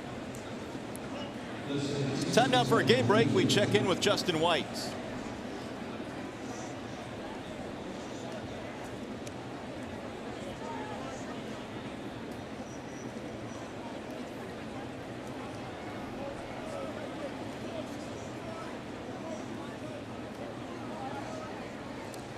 Well, the Dodgers, something else. Thanks, Justin. Yeah, they had lost 2 in a row before taking that lead today. 74-52 record for LA.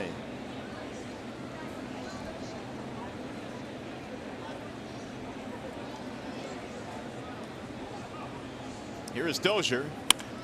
Lines 1 to left. That's going to get down and roll all the way to the corner. This might get another run in. Here comes Bernier rounding third. They send him home, and he will score. Sliding, he could have scored standing up. It'll go as a double and an RBI for Dozier, his 2nd hit today.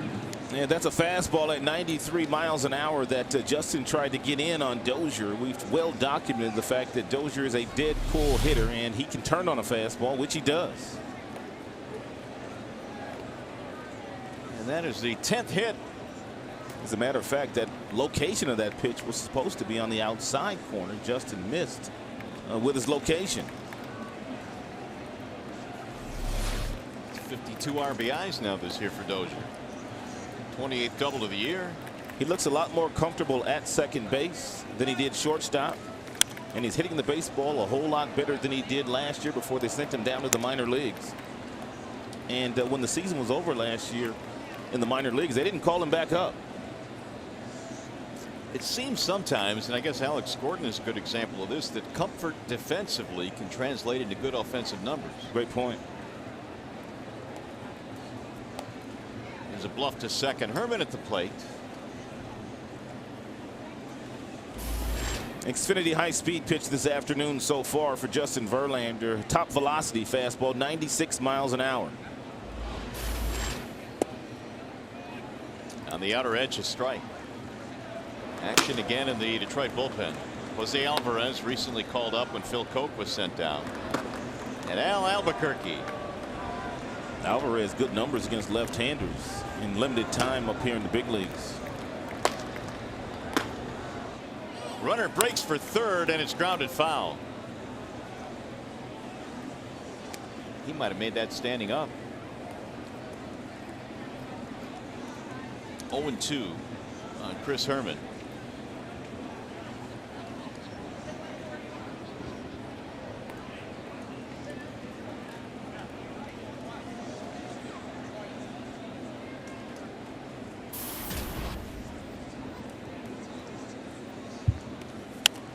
Fouled back out of play. It's one area the Tigers have needed to improve on, and that's stolen base attempts against them. They are, or their opponents at least, have been successful 81% of the time, which is the second highest percentage in the major leagues. That's rolled foul. I wonder how much of that is a byproduct of the Tigers striking out so many batters this year. I mean, if you're Jeff Jones and you're Jim Leland, you'd love for your pitchers to do a better job of shutting down the opponent's running game, but they strike out so many batters. I'm wondering if there's a byproduct to that. Could be. Never thought of that angle. But we always say that, you know, how many times is really a base stolen off the catcher? Most of the times it is stolen off the pitcher. There he goes. And it's lined to center field, straight at Jackson. Quick throw back to second, and he just got back in there. That is a nice job by Joe Vavra, the third base coach. After Dozier took off at third base, he was alerted by the third base coach. The ball was in the air and it was in center field, and you need to hurry up and get back to second base, and he barely got back.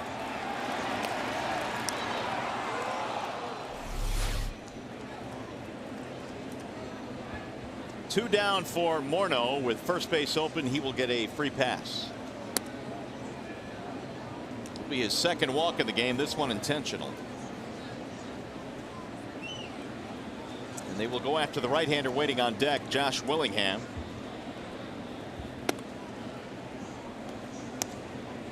Six runs on 10 hits in this ball game for Minnesota. Tigers 2 runs, 6 hits.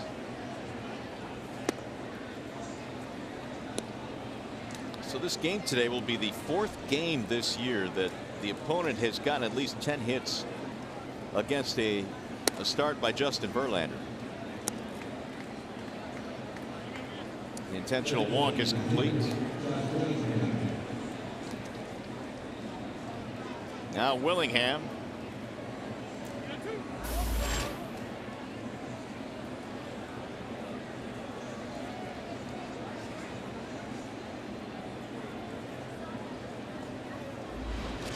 Two strikeouts and a walk today for Willingham. He's also scored a run. And trying to add to the 6-2 lead. Swing and a miss.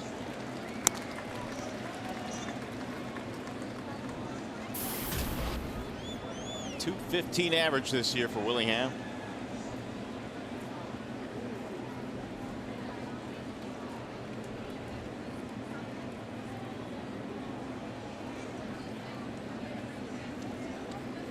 Here's the 0-1. In the air, right field. This will be playable for Torrey Hunter, who's under it, and that'll end the inning. On our way to the bottom of the 6th. Tigers down 6-2.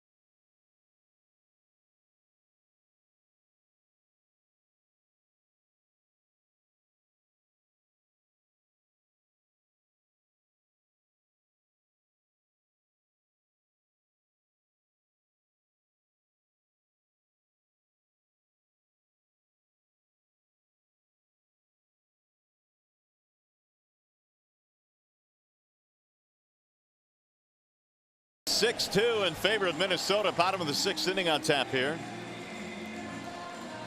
And the Tigers here in the home half of the 6th inning have Victor Martinez, Matt Tuiasosopo, and then Omar Infante.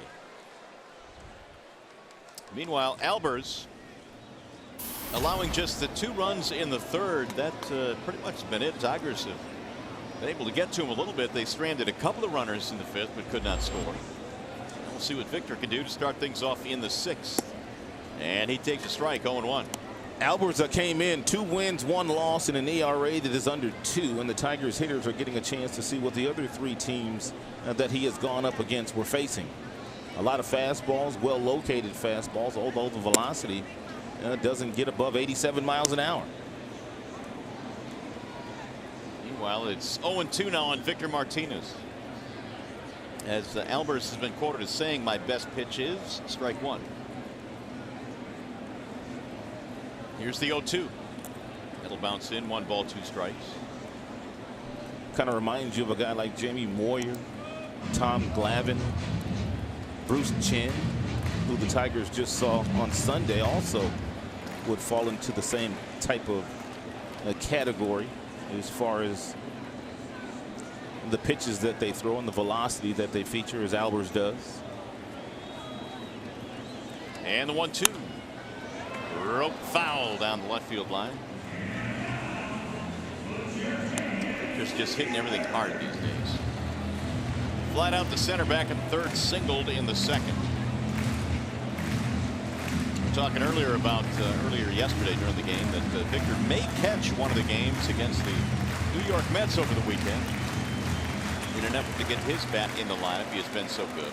New York Metropolitans are off tonight.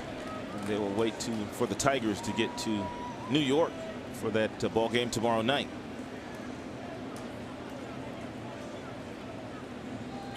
Friday, Saturday, Sunday at Citi Field to play the Mets and back home.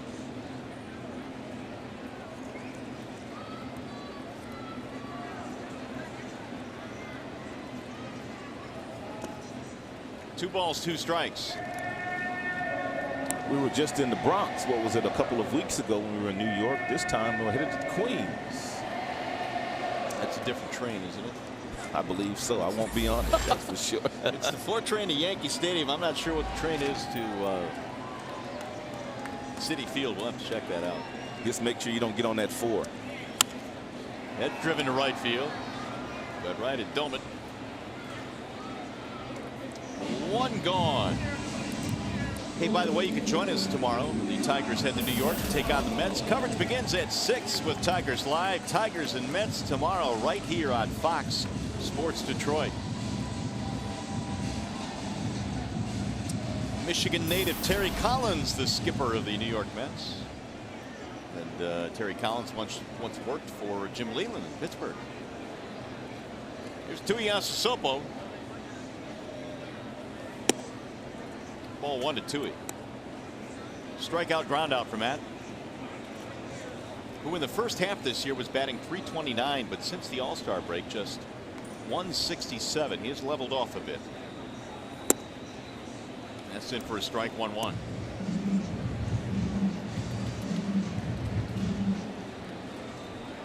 Seven home runs, career high for Tuiasosopo.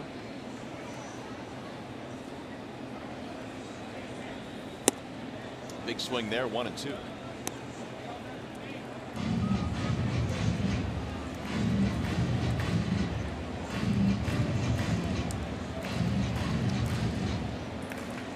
Tigers, for the most part today, have been kept off balance by Andrew Albers.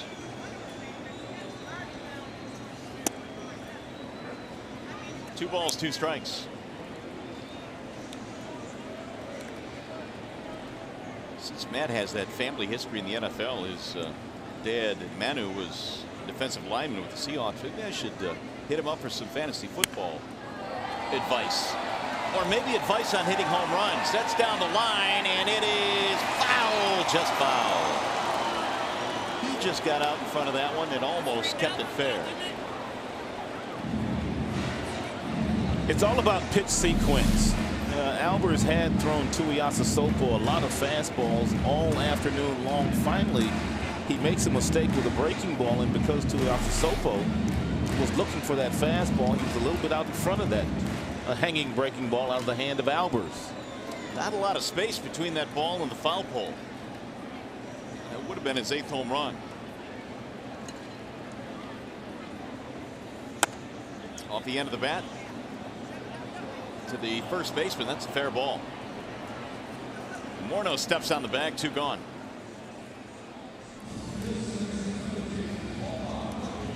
That's going to leave it up to Omar Infante.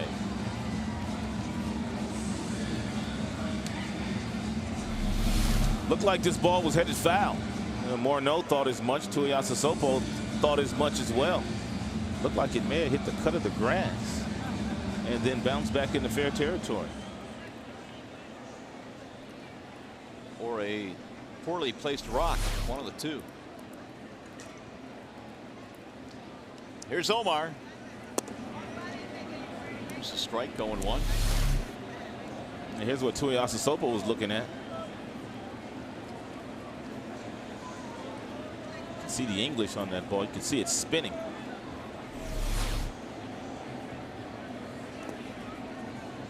One ball, one strike.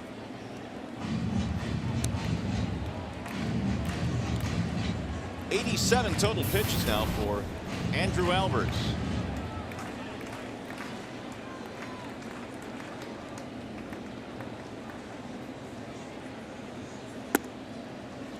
Low, 2 balls, 1 strike.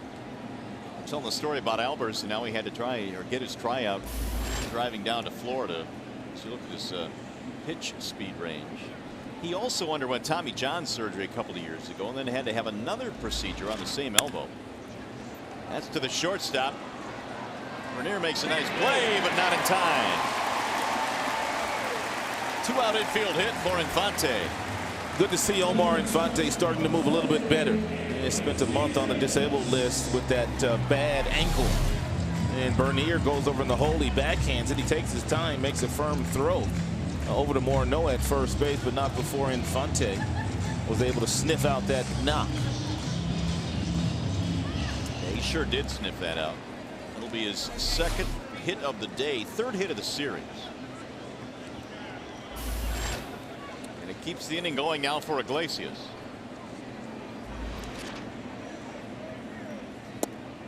Ball 1 inside.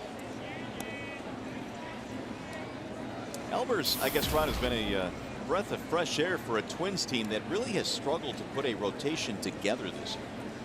And really, if you think about Albers, he pitches the same way that so many Twins have pitched over the years. He's a strike thrower. He works fast, gets lots of ground balls, keeps his team in games.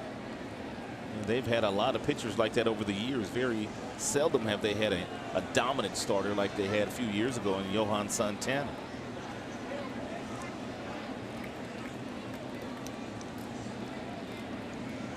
Here's the 1-1. Is a ball inside. 2-1 on Iglesias. Justin Verlander roughed up for 6 runs today, including a 3-run homer by Ryan Doman in the 5th.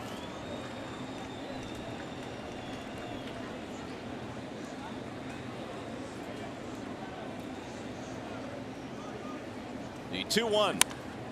Driven to left field. Ball is hit well, and it is off the wall.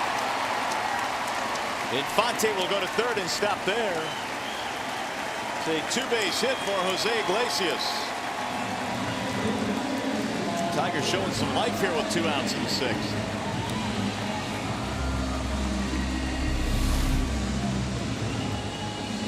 Iglesias has had a big series against the Minnesota Twins. Fastball up, ripped off the gate in left field, played perfectly off the wall by Wilkin Ramirez.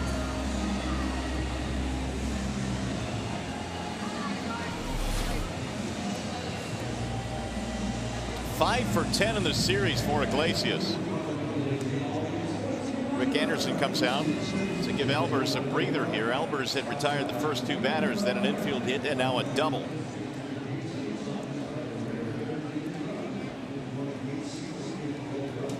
FansMLB.com at bat is celebrating 5 years as your #1 mobile app for live baseball. Available for iPhone, iPad, Android, and BlackBerry 10. At Bat delivers Tigers baseball with live audio, pitch tracking, stats, highlights, and more. Text at BAT to 31826 or visit Tigers.com. Josh Renicky is warming up in the Twins bullpen. Base hit delivers 2 here. Holiday has been on base twice in this game, homer and a walk.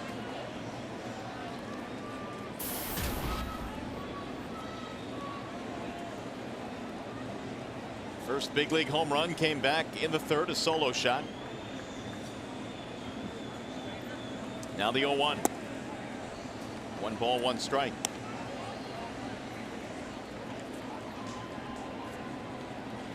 Holiday on that 1 swing not only picked up his first homer, but his first big league RBI as well.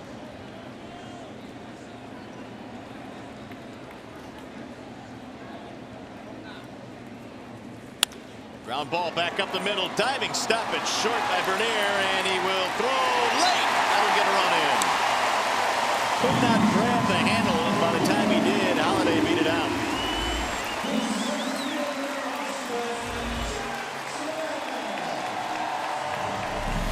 Great effort here by Bernier. He covers a lot of ground, and had he been able to glove this ball, he would have gotten that out. At first base, Tigers would have been turned away. He would have bailed Albers out right here, right off the heel of the glove. Tip of the glove, I should say. It's going to be it for Albers. He was that close to getting out of the inning. Instead, he will depart, having given up 3 runs, responsible for the 2 men on the bases. Wallside windows pitching change. We shall return.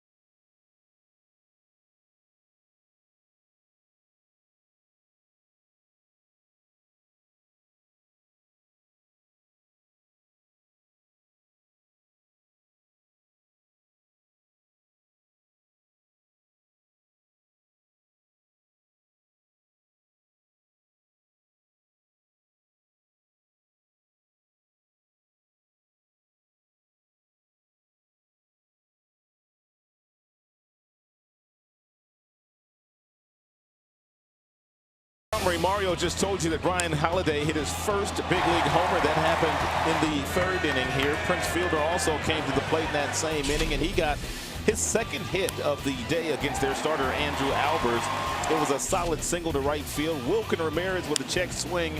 He was able to plate one, but the biggest blow of the afternoon off the bat of Ryan Doman. He got a hanging breaking ball from Verlander, hit it over the out-of-town scoreboard, and Dozier, their leadoff hitter, also got in the act. The very next half inning with a double down the left field corner. He drove in the 6th run of the afternoon for the Minnesota Twinkies. It's been a big day for the Twins offensively, but the Tigers, a bit of an uprising now as Josh Renicky takes over from the bullpen. He's rare. Renicky, he's one of those guys that pitches out of the bullpen and pitches meaningful innings, and he's got 4 pitches: fastball, curve, slider, and the changeup. Fastball gets to 93 miles an hour. And he'll deliver a strike to Austin Jackson. Renicky for Albers. Jackson in the game, a single hit by pitch as well. Renicky's dad, Gary, played in the big leagues, spent a lot of time in Baltimore. His uncle, Ron Renicky, is the manager of the Milwaukee Brewers. So baseball runs deep in his family. Jackson drives one in the air, deep into left field. Ramirez back, he looks up. It is gone! Austin Jackson has gone deep.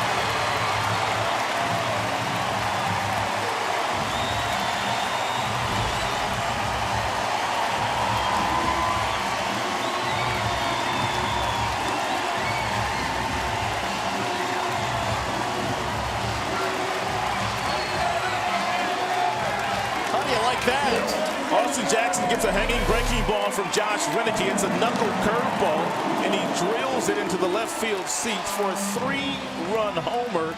We are now tied, and Austin Jackson is on fire right now. He is 9 of his last 16.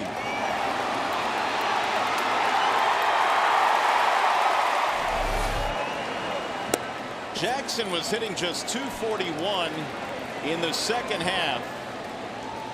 But that stretch you talked about, he is really heating up. 6-6 game. And Torrey looks at a ball high. And just like that, Albers gets out of here with a no decision.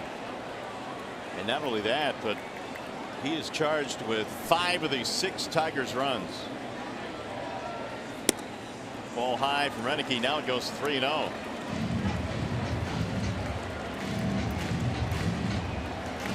Nine for 17 with a homer and 4 runs scored over his last 4 games. Renicky had not allowed a run to the Tigers, over 4 1/3 in relief this year. That stat goes bye-bye. 4 runs, 6th inning. Tigers have tied it up at 6.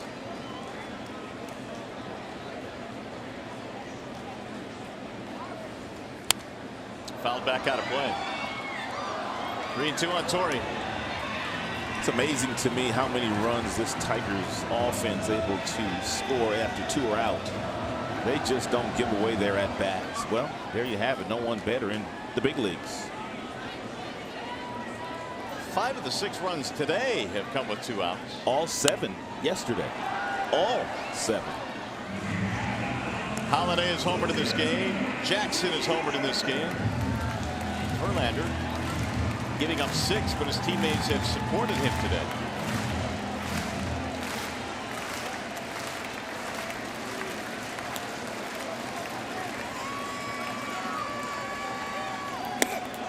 High and inside, ball 4. 2 out, nobody on. The Tigers get an infield hit, and that got it rolling. This crowd has come to life.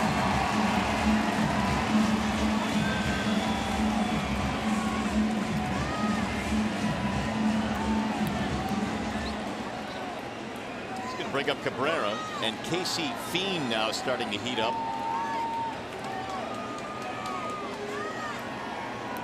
0 for 3 for Miguel in this game.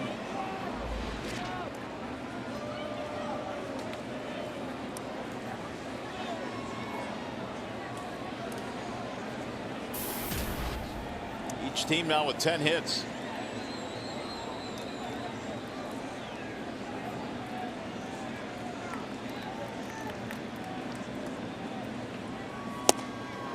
Swing and a miss there by Cabrera. 0-1. Fastball from Renicky. What's that on Cabby's right leg? Is that blood? Unless he was having a juicy box between innings. I guess it may have happened when he dove for that ball last half inning, because he hasn't been on base yet. Ball low, 1 ball, 1 strike. Might have had a scab on there already, and when he dove for that ball off the bat of Trevor Plouffe, the hit off his glove and trickled into right field. That's where he may have opened up that scab, I would imagine. Boy, it's real noticeable.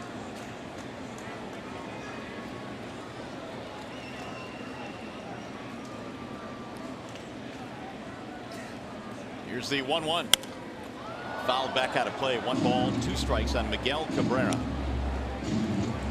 6-6 game, brand new contest. The Tigers were down 6-2 coming into this bottom of the 6th inning.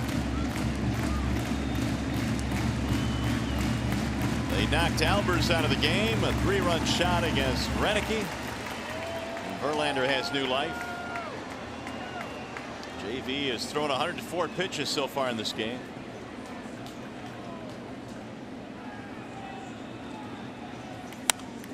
Fouled away again.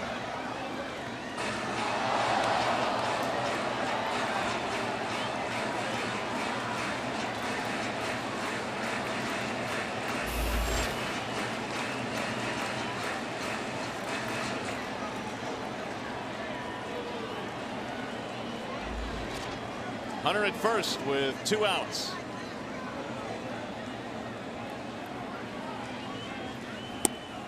Off the plate, 2 balls, 2 strikes.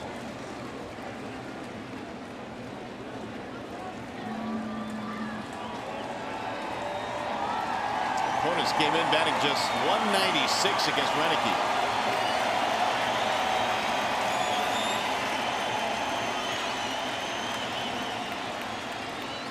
Here's the 2-2. Fouled away again. Renicky last year pitched almost 90 innings in relief. That led all major league relievers. Fielder lurking on deck. Renicky trying to navigate through the middle of the Tigers lineup here.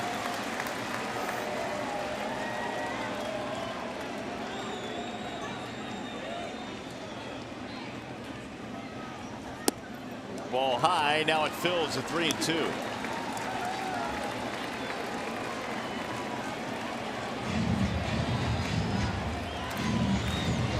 Ron Gardenhire has watched a 6-2 advantage disappear on the strength of a 3-run homer by Austin Jackson.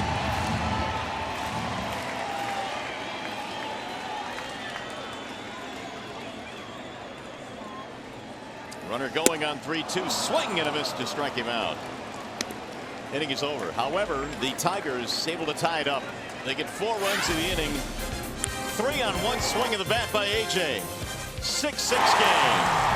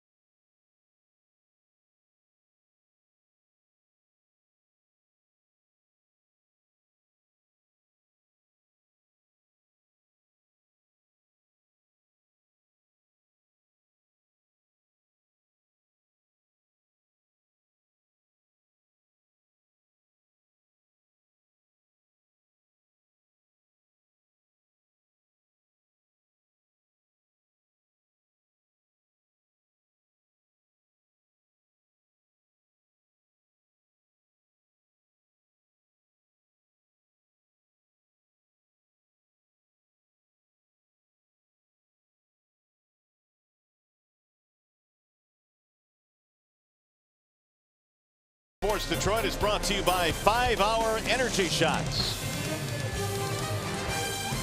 Back here in downtown Detroit, it's all of a sudden got a whole lot sunnier, even though it is overcast. It is a 6-6 game. Sunny because the Tigers get 4 in the bottom of the 6th inning. Austin Jackson, a game-tying 3-run homer. And he's been absolutely on fire. And so it's a brand new game now as Ryan Doman steps in against Justin Verlander. JV 104 pitches through 6. Now the 7th inning is underway, and it's a strike called on Doman. Yeah, Justin Verlander, his leash is a little bit longer than the other 4 Tiger starters, whether it be Fister, Sanchez, Porcello, or even Scherzer. And Jim, he will allow Verlander to go 120, 125 every start. No problem. Yeah, that is not uncommon for Justin. The other guys, though, a little bit different. I know that Sanchez went 130 earlier this year, but that was the no-hitter he was in the process of trying to throw before it was broken up in the 9th. And Verlander needs a shutdown inning here and score tied at 6. Get his squad back in the dugout and see if they can put another run on the board, which would give him the win here today.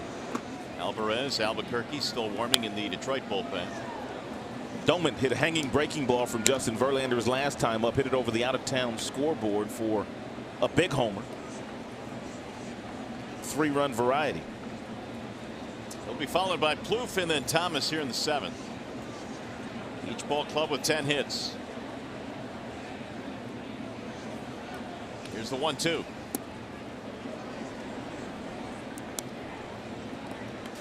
Two balls, 2 strikes.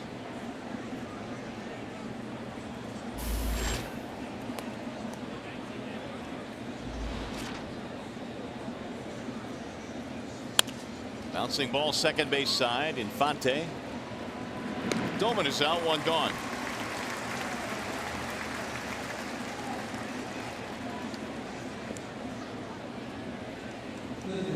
Now Trevor Plouffe.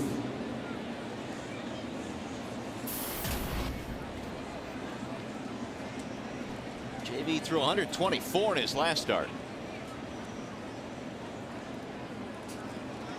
Not his season high, though. 126 was way back in April against Seattle.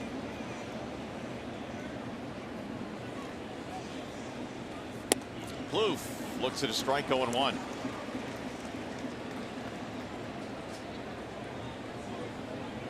Singled in the 5th. He's 1 for 3. Did not go.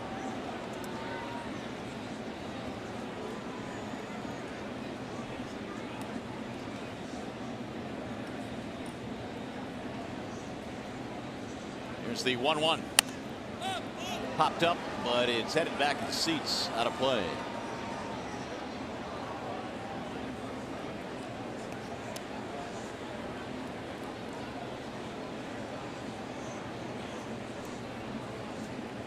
Meanwhile, Casey Fiend still throwing in the Minnesota bullpen.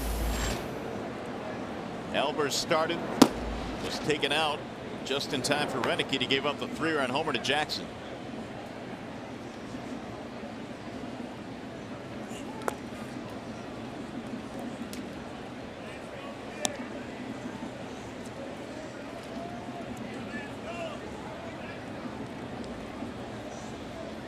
Two balls, 2 strikes with 1 out. Trevor Plouffe the batter. Clee Thomas will be next. We're in the 7th inning in a 6-6 game. Here's the 2-2. That's in the air. Shallow left field. Iglesias going back. 2 gone.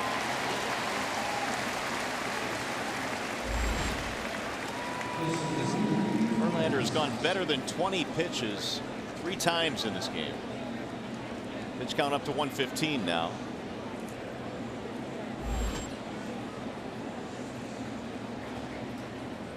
Here's Thomas with 2 outs.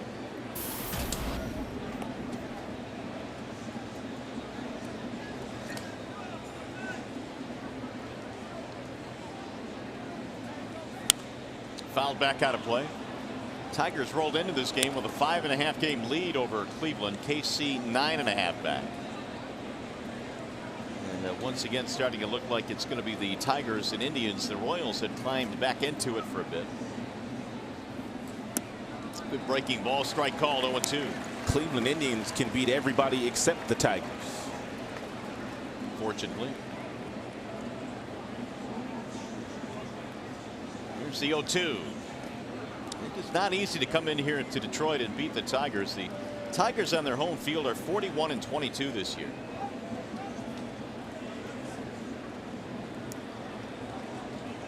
The 41 home wins is tied for the most in the American League. Tampa also has 41 home wins. Here's the 1-2. 2 balls, 2 strikes on Clee Thomas.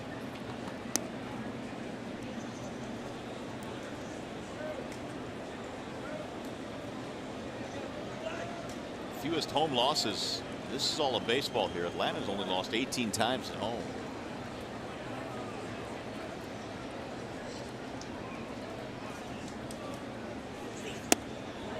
Missed it inside. 3-2.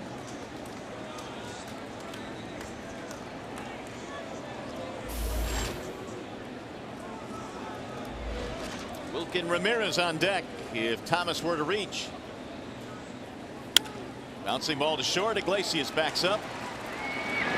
Thomas is out. 1-2-3 inning for Justin Verlander. Time to stretch. Tigers fighting back here today. A pair of home run balls.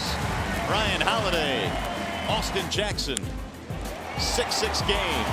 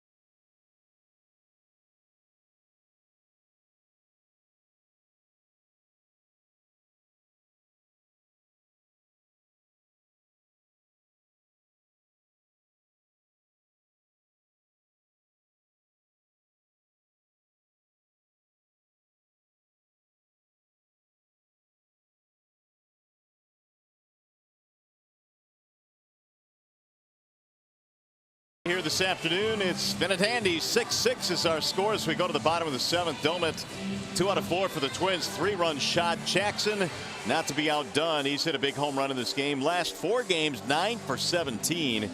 And Brian Holiday has hit his first career home run. His first 2 RBIs as well at the major league level. And JV now urging his teammates to get some runs here. 121 pitches for Justin Verlander. Now we'll see what the Tigers can do here. It'll be Prince Fielder to start things off. In a wall side windows pitching change, Casey Fiend will come on. Couple different fastballs for Fiend. Fastball, one of them gets to 93. That would be the 4-seam fastball. He also cuts the fastball, and he gives you a lot of sliders as well.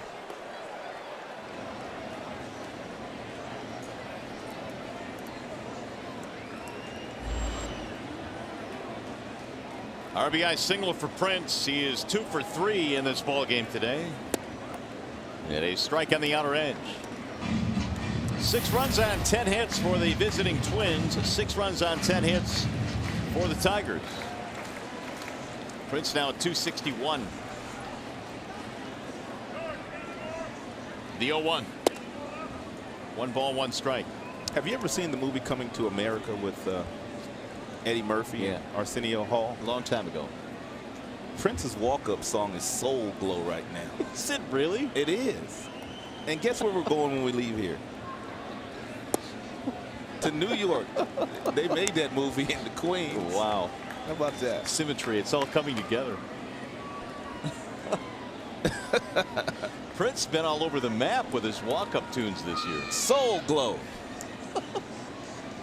You remember the brother that had that Jip and Jerry curl, right? There's a strike, 2-2. That was a funny movie. Listen to this. He's gone from Requiem to Soul Glow. He's all over the map. Seriously. All over the map. It's perfect. 2-2 on Prince. Martinez to follow. And a ball high, run it full now, 3-2.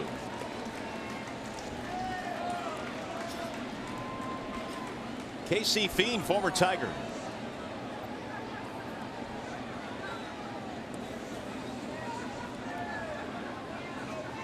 A lot of former Tigers on this team. Fiend, Thomas, Ramirez. A lot of former Tigers in baseball.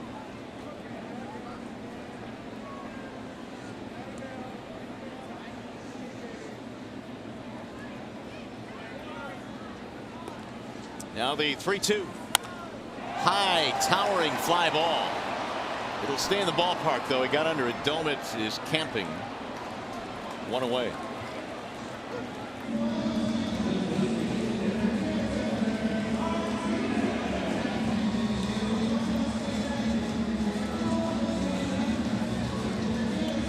We're going to make that our Bale Tire pitch by pitch. And KC Fiend gets ahead of Prince Fielder with strike one and then kind of falls behind, and he's working himself into a dangerous count, which was 3-2. And Prince Fielder nearly hit his 21st home run of this season.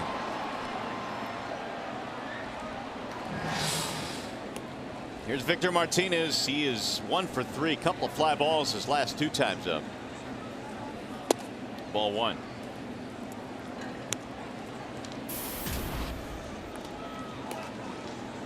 And Victor now batting .286.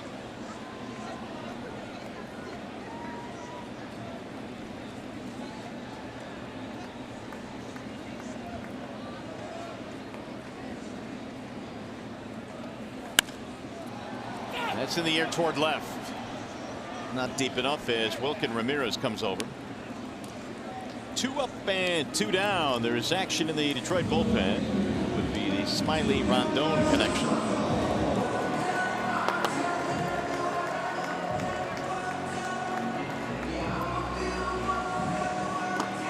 Opponents this year batting .229 against the Twins bullpen.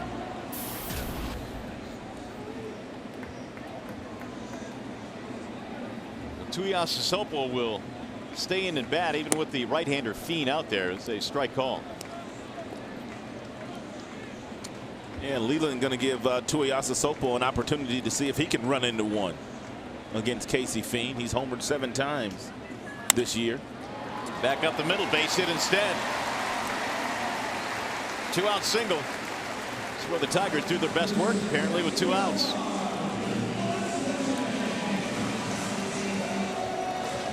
All 4 of their runs scored with 2 outs in the 6th.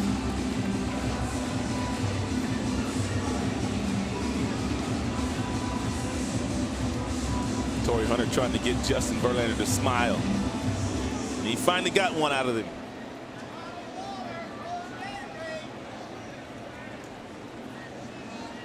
JV needed a lot of help from his teammates today and got it. The Tigers 6 runs on 11 hits now.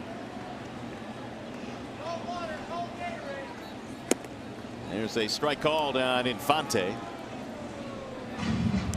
Omar had an infield single, and that started the rally in the 6th inning. He's 2 out of 3 today.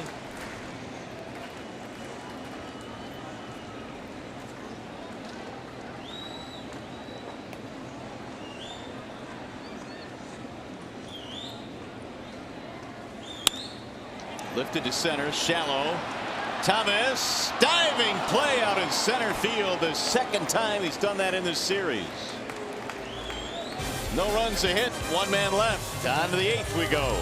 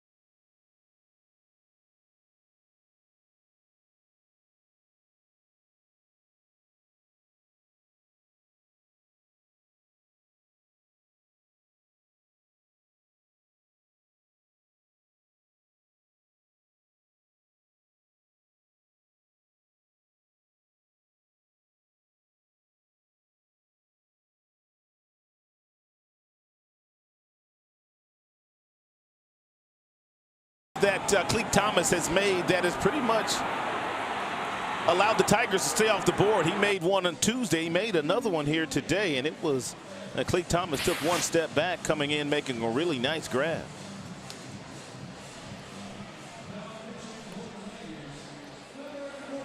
Thomas measuring it and snatching it right before it hits the turf. Well, he's done that a couple times. Former Tiger coming back to Comerica Park to help his new team. Meanwhile, we go to the 8th inning. And Bruce Rondon takes over now for Detroit. Verlander done after 7. 121 pitches today for JV. Rondon with that big arm. Fastball goes anywhere from 97 to 102. A nice slider and a pretty good changeup.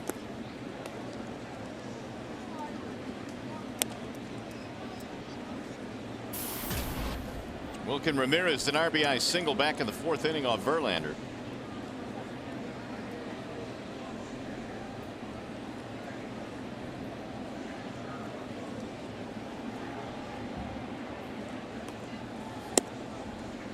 And he pours in a fastball that missed. 2 balls, no strikes on Ramirez.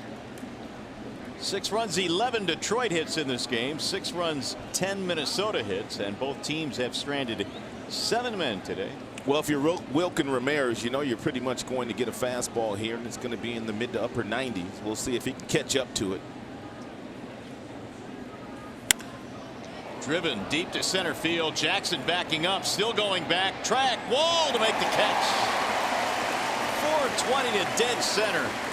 Well, Rondon got the benefit of being in a big ballpark here this afternoon, because he did throw Wilkin Ramirez the fastball that was right down the middle, and Wilkin Ramirez was waiting for it. Really short, quick swing, and you don't need to have a big swing when a guy throws as hard as Rondon does. 1 gone in the 8th.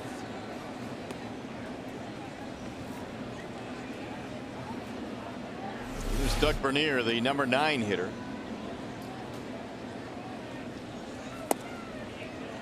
Missing ball 1. Single fly ball pop up for Bernier today.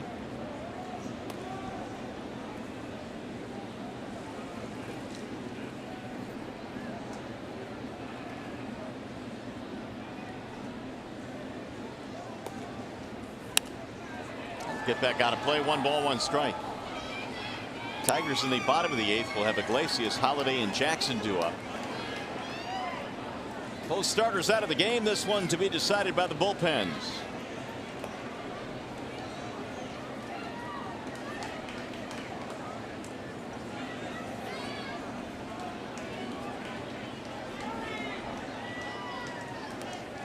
Rondon ready with the 1-1. Fastball high. Rondon struggled just a little bit in the month of July, but in August he has been tremendous. As a matter of fact, no blemishes as far as the earned run average is concerned. 9 innings pitched, a total of 7 games for the big right-hander. Got his first major league win on August the 4th against Chicago. 2-1, busting him inside. 3 balls, 1 strike.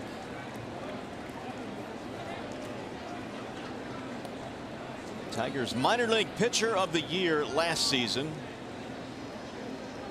He amassed 29 saves. 3 different levels: A-ball, AA, AAA.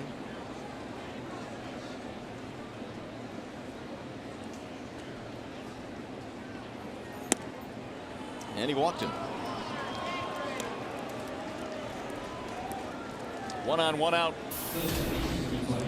Hey, Star Wars night on September the 14th when the Tigers host the Royals at 7:08. See dozens of your favorite characters from Star Wars and get a Tigers R2-D2 hat with a special ticket package available exclusively at tigers.com/Star Wars.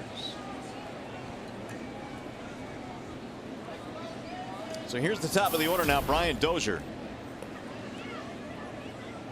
Bernier had 4 steals in the minor leagues in 6 attempts, so he doesn't run that often, but Ron Gardenhire might just turn him loose.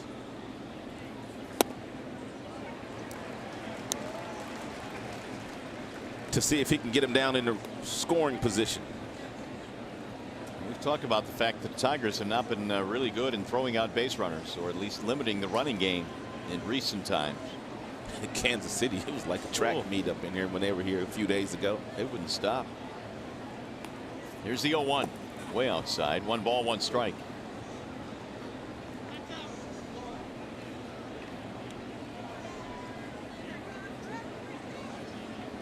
Opponents have tried it 4 times this year on Rondon. They've been successful all 4 times. Stolen base attempts. Which leads me to believe that number 5 is in order. The 5th, I should say.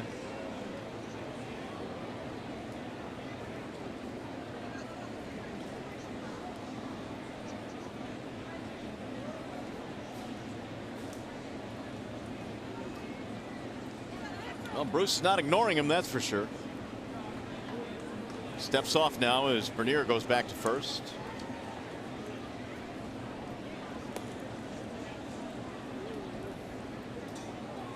One out walk here in the 8th. 6-6 tie. The Austin Jackson home run tied it up in the bottom of the 6th.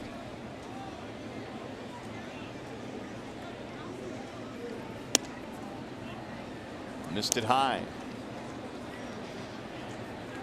2 balls, 1 strike.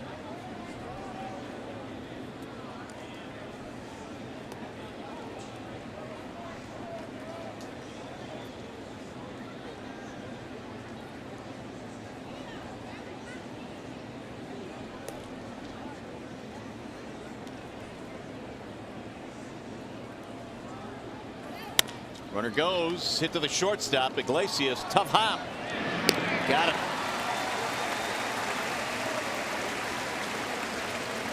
Two outs. One of the things you're taught as an infielder, you start out on the balls of your feet and you stay on your balls of the feet, which allow you to come in and go back.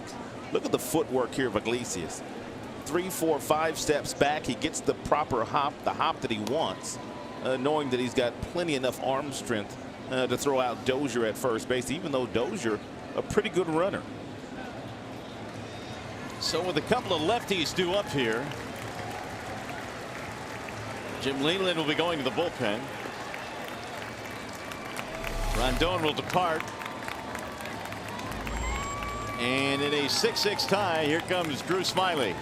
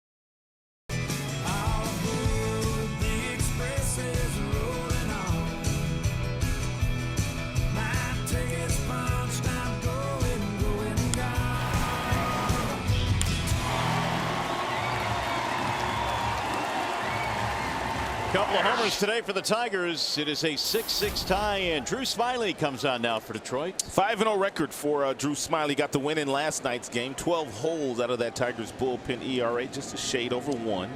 And strikeouts to walks ratio is superb. 70 strikeouts, just 15 base on balls issued for the young left-hander. And with the go-ahead run at second base and 2 outs, Smyly comes in to face Herman. Single, double, RBI, and a run scored today for Chris Herman.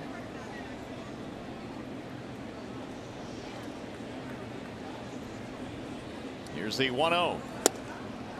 1 ball, 1 strike.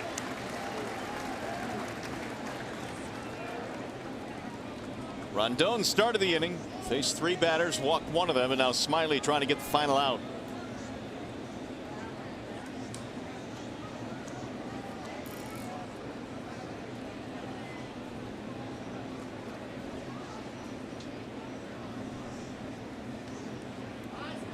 Here's the 1-1. Drilled to center field. Jackson is on the move, coming over. Can't get it. It'll drop in. That'll score the run. Herman goes to second and dives in safely. And the Twins have taken the lead 7-6. Very seldom do you see Austin Jackson in center field not take direct routes, but this was the case on the line drive off of the bat of Herman. When this ball left his bat, Jackson a little unsure whether to come in, go back. Then he finally went to the left, and he just couldn't make that play. But he's as good as any in center field. Just couldn't make that catch. Looked like the glove got stuck on the ground too as he reached down to try to make the play. So with 2 outs, a 2-base hit to drive in a run for Chris Herman, and it's 7-6 Minnesota. And Morneau pops it in the air to shallow left field. Tuiasosopo is there to end the inning. However, the Twins go ahead on the RBI 2-base hit. It's now 7-6 Mini.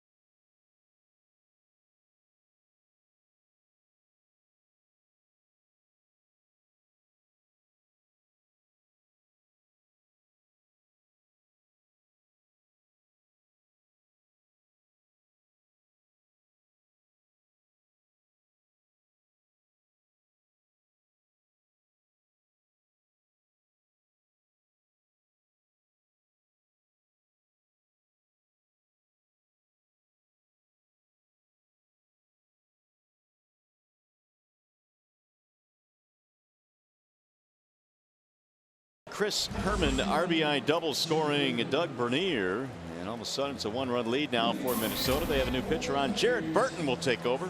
He usually gets the ball in the 8th inning when they have a lead, and because of that he has 21 holds, a 2.95 ERA. He's got some power in that right arm. 52 strikeouts, 18 walks for Burton. Fastball gets up to 94. He also has a slider, and he is in love with his changeup.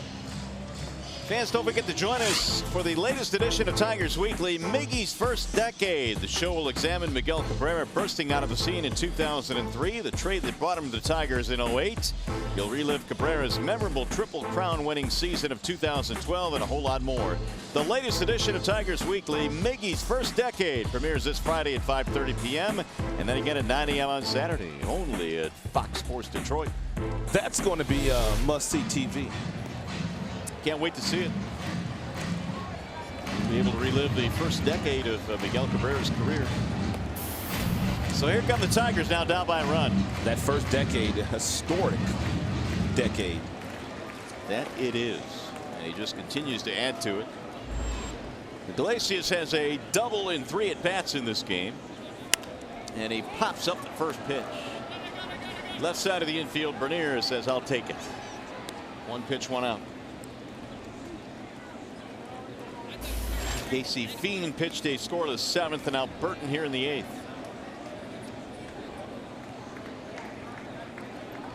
Looks like Brian Pena now is going to pinch hit for Brian Holiday.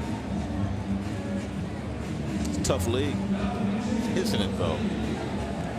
Holiday had a single, a homer, a walk, 2 RBIs. and he got the rally started last night, the 7th. Yeah, absolutely. Now Pena, who's been awfully good. Try to get something started here in the bottom of the 8th.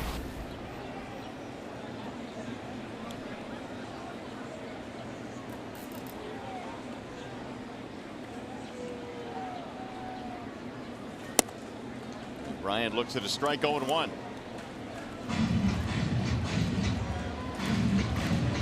Pena has not started the last 2 games after fouling a ball off his foot. More precisely his toe. At back foot.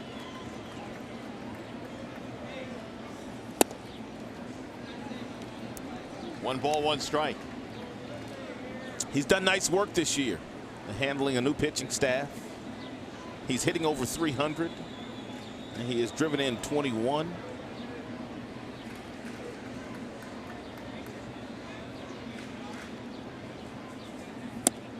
Backed him out of there, 2-1 the count. Last 4 seasons with the Royals as their backup catcher, 4 years at Atlanta as well.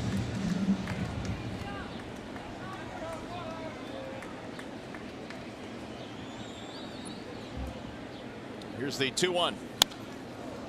2 balls, 2 strikes on Brian Pena.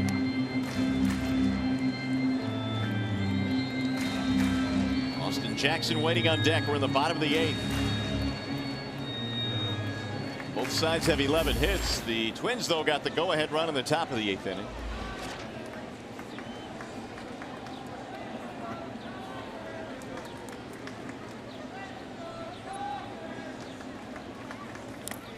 Foul tip into the glove for strike 3. Pena's out, 2 gone.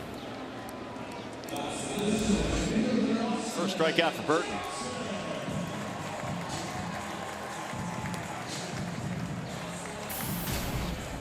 Another good day for Austin Jackson, 2 for 3 with a 3-run home run the last time he was up.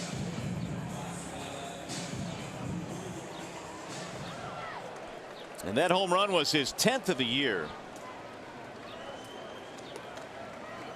Jackson also hit by a pitch in this ball game today, and AJ takes one outside. You want to know the count of the Tigers leadoff man, Benoit, joined by Albuquerque in the Detroit bullpen. Austin Jackson, one of 5 Tiger players in their history to go double digits in homers, doubles, triples, and stolen bases. A rare combination of power and speed. Curtis Granderson also did that when he was wearing a Tigers uniform.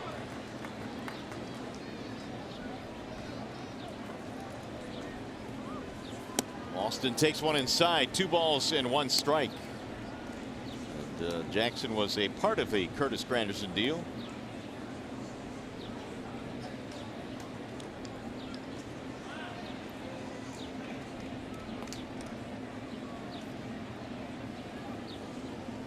Here's the 2-1. 2-2 on Jackson. Austin this year has scored 79 runs, 2 more in this game here today. Got 110 hits on the season. And he missed a month of the season. He did. He missed a good chunk. Here's the 2-2. Swing and a miss. Down he goes. And Burton has himself a 1, 2, 3 innings. Still 7-6. Go to the ninth.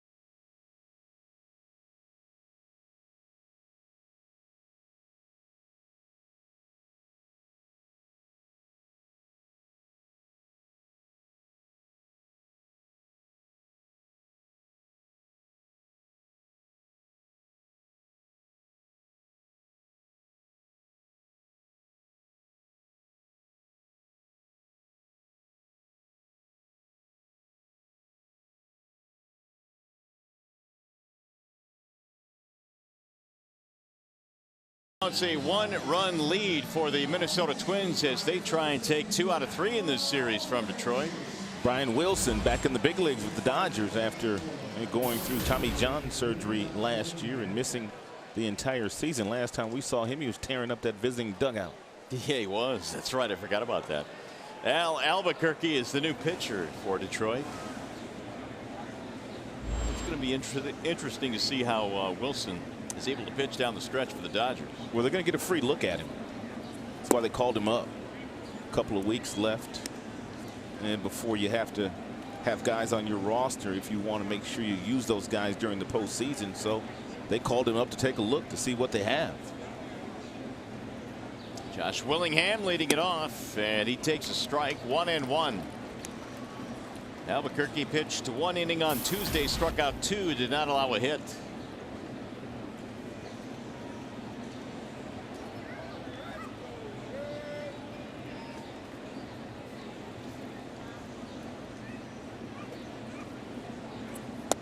Check swing, and it's ruled a ball. 2 balls, 1 strike.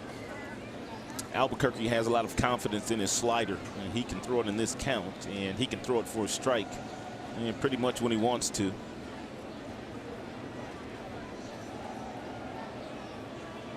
Tigers are going with Rondon, Smiley, and now Albuquerque out of their bullpen today. And a swing and a miss. There's that slide piece at 87 miles an hour. He's got a better one than that, though. He's got that one that looks like it's a strike until it gets right before the hitter swings, and all of a sudden it ends up about 6 inches off the plate outside. Up and in. He overthrew that one.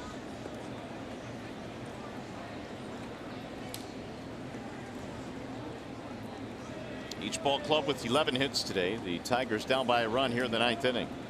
Brian Pena staying in the game to do the catching.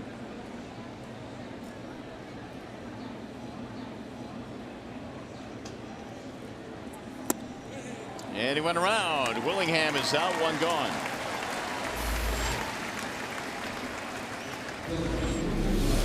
He overthrew the previous slider that stayed up and in to Willingham, but he made sure he got on top of that one, released it out in front. And when you do all those things right, You can get a lot of uncomfortable swings on that slider that Albuquerque throws, and give you a look at it in X-Mo. He has a kind of slider as a hitter. You know you're going to get it. I mean, you know you're going to get it. At least 2 of the pitches while you're up there, but you just can't hit it. Well, here is Dozier. He'll give it a shot. He has a 3-run homer in this game that came off Verlander. Here's the 1-0. 2 balls, no strikes on Dozier.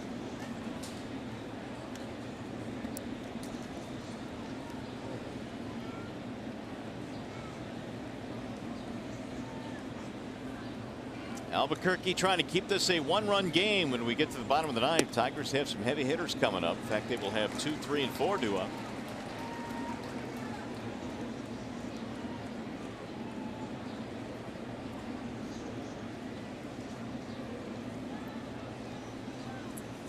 Swing and a miss. 2-2. I guess in other words, you're saying that Glenn Perkins, their closer, is going to have to earn the save this afternoon. He is going to have to do that indeed. Hunter, Cabrera, Fielder, good luck. 1-run game. If Albuquerque can keep it there. 3 balls, 2 strikes. There is Perkins warming up. He was able to save the first game in the series.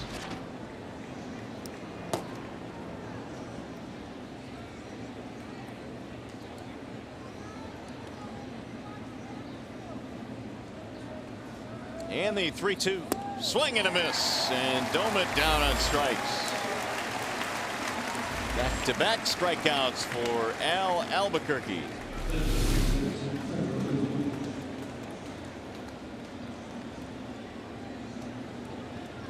Exactly where you want to miss. You want to miss down in the zone when you're throwing a breaking ball to a dangerous hitter like Dozier, who's already hit a 3-run home run in this game today. Here's Trevor Plouffe now with bases empty. Ooh, way up in it. 95-mile-an-hour fastball. Albuquerque's got a little giddy up on that fastball. He can get all the way up to 98 miles an hour. Now the 1-0. Another young pitcher that burst on the scene a couple years ago and actually started the season with the Tigers in the big leagues this year. Brian Villarreal back in the big leagues with the Boston Red Sox. He went over as part of that Iglesias deal. That slides high. 3-0. John Farrell, their manager, couldn't have put him in a more difficult spot when he made his Boston Red Sox debut. A walk-off walk. Bases loaded, 9th inning. Little chopper hit to the shortstop, Iglesias. It's going to be a 1-2-3 inning now. We go to the bottom of the 9th. Perkins will have to face Hunter, Cabrera, Fielder, and it's all coming up.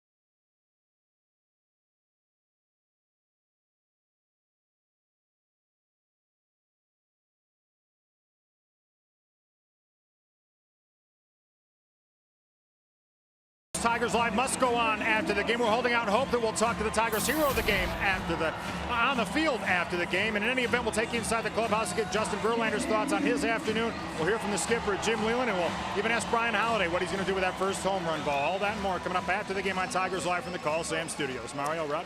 All right, Mick, thanks. We look forward to it. Hopefully after a Tiger rally here in the bottom of the ninth, Glenn Perkins will take over now for Minnesota. He got a save just a couple of days ago, first game of this series, but he had to go through Miguel Cabrera to do so to get the final out with a couple of runners aboard. He's had a good year. 29 saves for Perkins and 32 chances. The whip is under 1, and he struck out 61, and he doesn't walk very many. Torrey Hunter swings at the first pitch, pops it up, shallow center. The new shortstop is Pedro Florimon. He runs back there and gets it for the out. Now, speaking of Miguel Cabrera and the confrontation that he and Perkins had just on Tuesday night, here you go. Perkins said he knew Miguel was in a very hitterish mood because he swung at that first pitch out of the zone, that bounce, and therefore he said, I knew I had to make quality pitches after that because he was so aggressive. Miggy tweaked that hip flexor after that very first swing, and he continued to limp around, and finally he got Miggy with a fastball up in the mid-90s. Game over. Now Cabrera stands in with 1 out of the 9th. 0-1 on Miguel. He is 0 for 4 so far in this game. 286 against Perkins. Backed him out of there. 1 ball, 1 strike.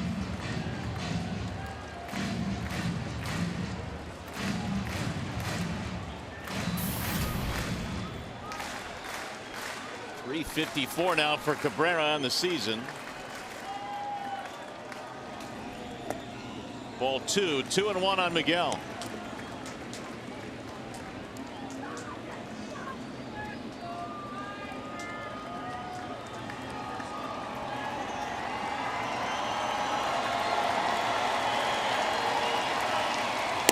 Way high, 3 balls and 1 strike. Kind of looking like Perkins really doesn't want anything to do with Miguel here. Willing to put the tying run on base. It's almost as if he's saying, well, I got him last time, playing with fire here this time. And he walked him, so the tying run is on. And it looks like Cabrera is going to be pitch run for. Always a difficult decision for Leland to make, especially if this game goes extra innings. Best hitters out of the game, but they're taking him out. You got to get it there first. Don Kelly pitch runs.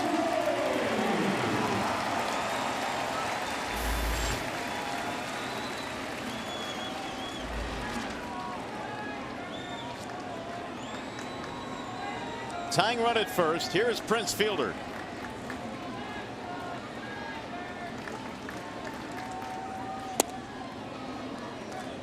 Did not go. 1-0.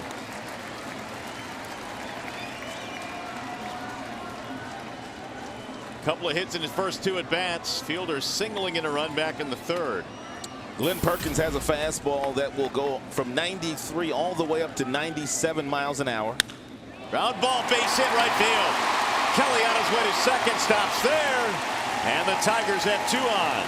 Also will throw you a slider at about 85 miles an hour, which Prince Fielder got up in the strike zone and hit an absolute frozen rope right through the right side of the infield past Dozier and Justin Morneau. This ball is hanging. Perkins is lucky this one didn't go out of the yard.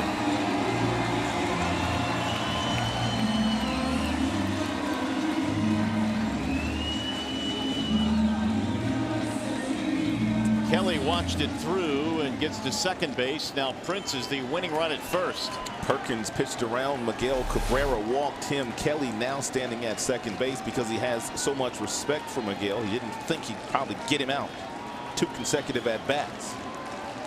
Meanwhile, Vickers had success against Perkins, 5 for 13. Tigers now have 12 hits. Ground ball to short. Florimon flips to second. 1 relay to first. A game-ending double play. Perkins does it again. He wiggles out of a jam here in the 9th, inducing the ground ball double play, and the Twins come to town and take 2 out of 3. That's more from the ballpark.